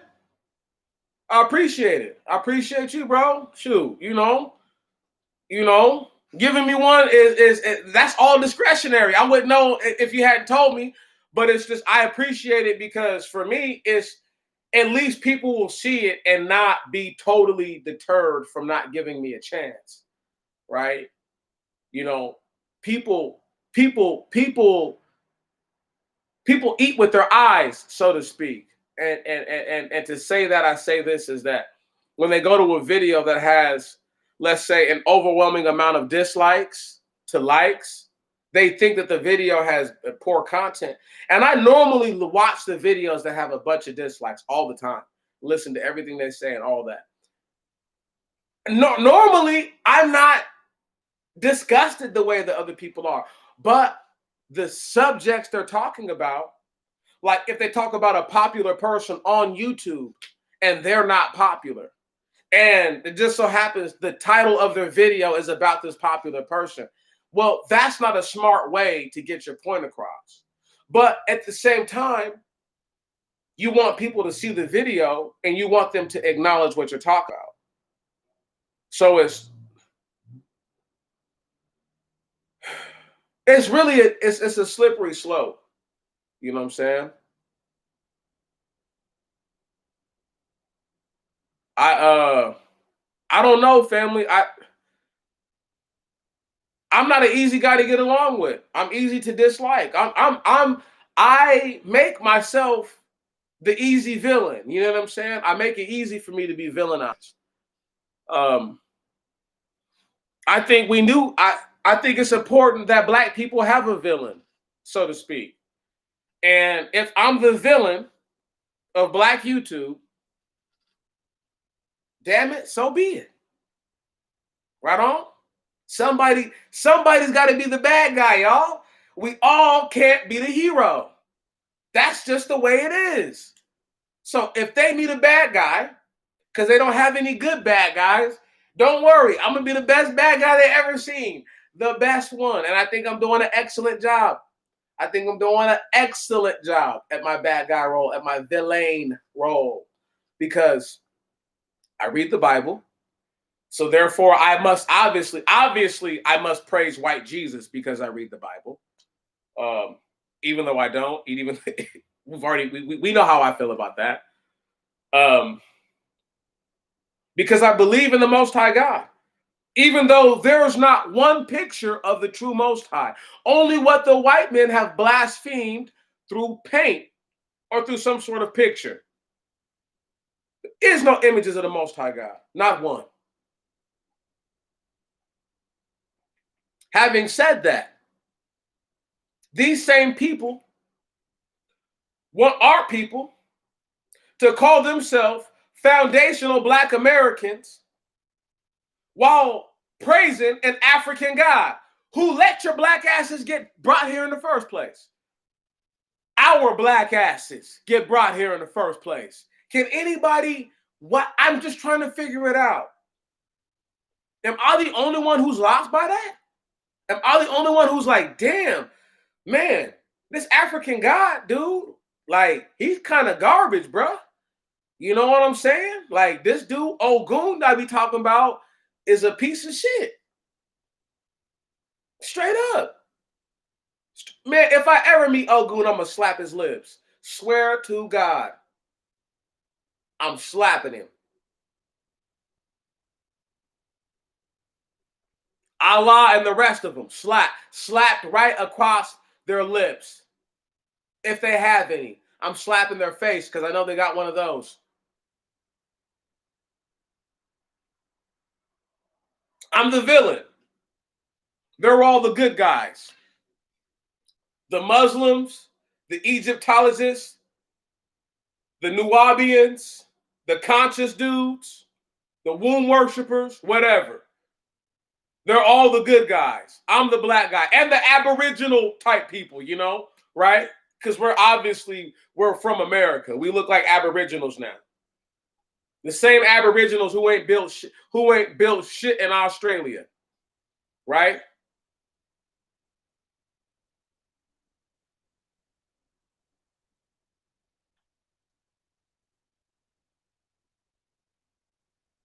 Oh, of course. Look, bro, when people dislike the one video I did, the reparations make me whole. Oh man, you don't know, bro. Every time I look at it, dude, I just giggle. I just giggle. I love it. I love when they don't like the work. I find it awkward that they will dislike something that empowers them. Now, and the one reparations make me whole, I didn't empower too many people. I just told dudes that when I see them, I'm gonna smash on them. So when I got the dislikes, I could approve of the dislikes because I was like, oh yeah. But one time I got a whole bunch of, one time, ancient history though, I went around messing with the Watchmen reports. Why I did that, I don't know. Listening to a much too brazen fella. Anyway, in my own over brazenness, I go to their channel and I starts to call myself harassing them. They go to all of my works, everything that had never had a dislike or a thumbs down ever before. And works that had never been thumbs down or dislike got thumbs down or dislike. And that hurt me at the time because this was years ago. This was when I had pretty much first started. And I felt like, even I kind of feel like now, if my brother had just put me on, right, and not had worried about what other people thought about me or what they would think about me or think about him for the matter, I think that that would have been more beneficial to everybody, bro. There's a lot of stuff that happened because I wasn't able to explain things in the fullness that it deserved to be explained in. And therefore, there was a great disconnect with the people because just people don't know this. But since I'm talking to y'all about it, I might as well tell you. There was a point where I was pretty much steadily getting so many views per video. And I knew that I just had to just keep doing a certain kind of work and I would get there, you know.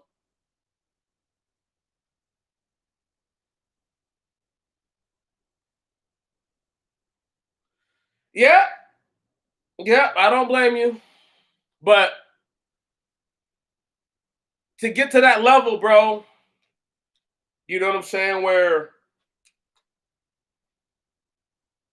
we all have to see that it's not one person. It's not one person is not going to pull the one horse is not going to pull the cart.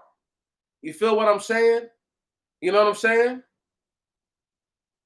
You know, and I'm not going to put my cart before my horse, so to speak, but I'm saying it takes more than one person to pull it in the direction that it needs to go. And I think for them, they laugh at me because I don't have the following, right? That I could have. Like, brother, like, I'm not sure if you understand this. If I actually put titles to these videos, provocative titles at that, right? The way that I speak, I'm pretty sure people would listen to me, regardless of the quality of the camera. They could care less about that because what I'm saying is going to carry me all the way. But I'm not allowed that because YouTube might feel that the things that I'm saying verge too closely to absolute truth, then they don't. Um, I made a video years ago called oh my goodness, what was it about? Something their history. I can't even think what it's called right now. But it was about World War I and World War II and how they sacrificed all these people to make all these inventions, right? And and a part of it, I explained, I go through this little thing where I type it up and I say how Hitler was trying to bring back Messiah, right? Listen, I got my video got flagged, and I had to go through this whole. I'm talking about this wasn't the only time it happened. I went through this several times where they tried to claim that my own words I copied from somebody else, right? And and I always thought it was awkward that they did that to me, and they didn't do it to other people. You know, I never heard anybody talk about like, oh yeah, like yo, like I put my own words in the YouTube, like like it. They literally tried to assume that words that I put in a video that somebody like clearly I didn't make this. No, clearly there's no way this nigga thought that up. That's what it was, bro. You know what I'm saying? And I went through that several times where there was like, this nigga couldn't have thought that up. And I believe what I go through now with most of the black people who are popular on YouTube is something very similar of this nigga couldn't have thought of that. He didn't think of that all by himself. Hell no. And to a degree, they're right, because all my really great, excellent thoughts come from the Most High anyway.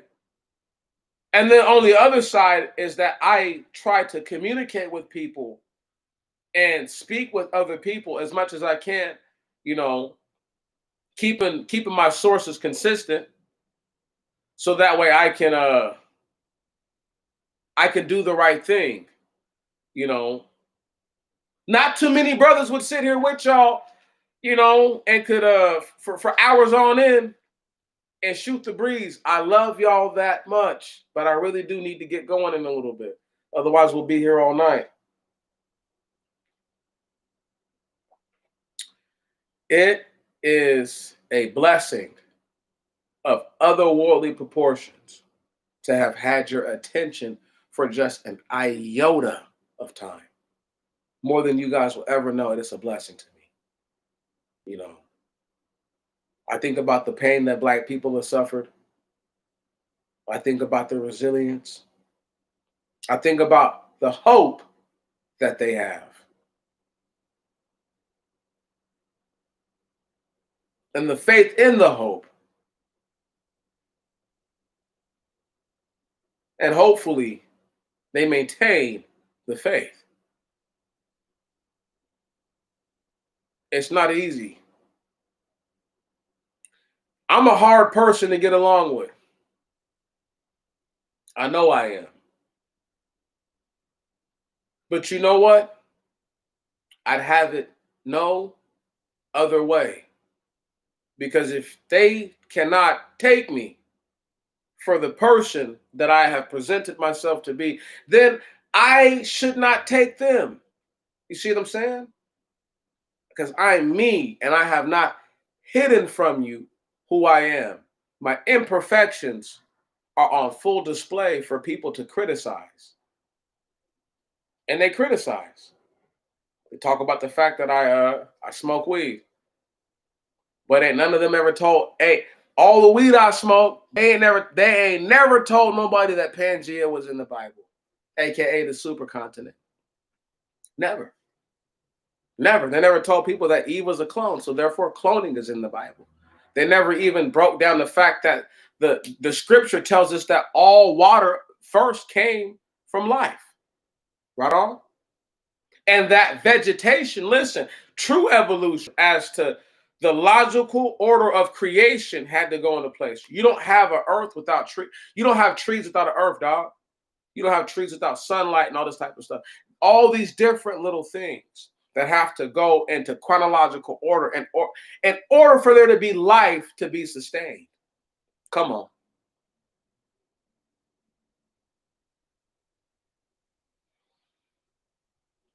We are in where, y'all? That's right. White heaven.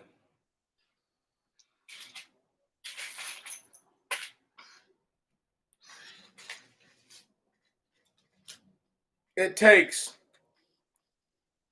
100 of these, you see, to make one of these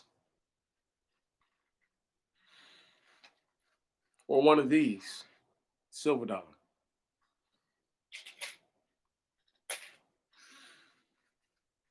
I do my best to keep it a buck, black people. Having said that, there will only be so many people to come in this world in the soon future and thereafter that will be honest with you. They all hate you. They do. They want to see you die. They want to see you bred out.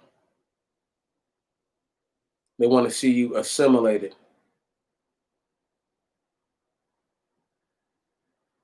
So they want to see.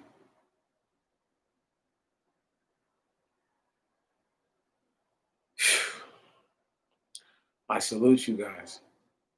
It's never a good time to end it. Ever, ever. I salute you once. I'm going to salute you one more time, as you guys know I do before I roll out. And that's how it is.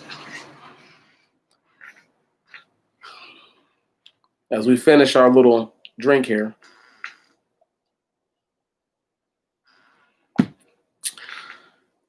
I say to y'all this. I know I'm not perfect. Far, far from it. Will never be. But I tell y'all this. I know it's hard to believe. I have done more for black people than many people will ever do. I know that sounds like an arrogant thing to say, but from the point of view that I'm looking at it at, from what I've seen, they wouldn't even have cared about some of these issues if I hadn't spoken on them.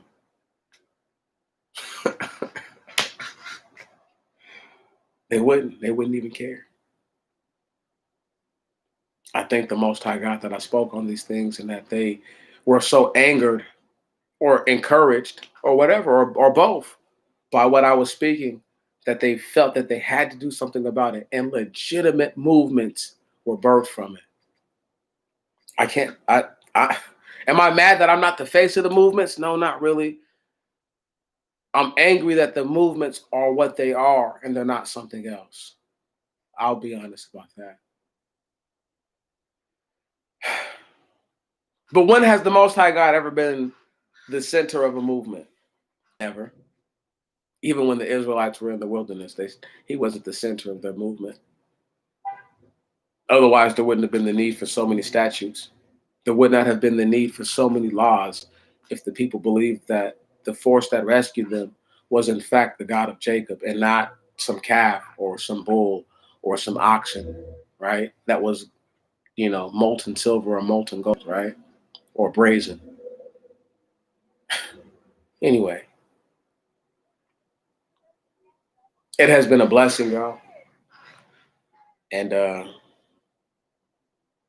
I'm glad that I've kept it a buck this whole time. It's not easy to find 100 pennies, y'all. It's really not. But when you do, you should always keep it a buck.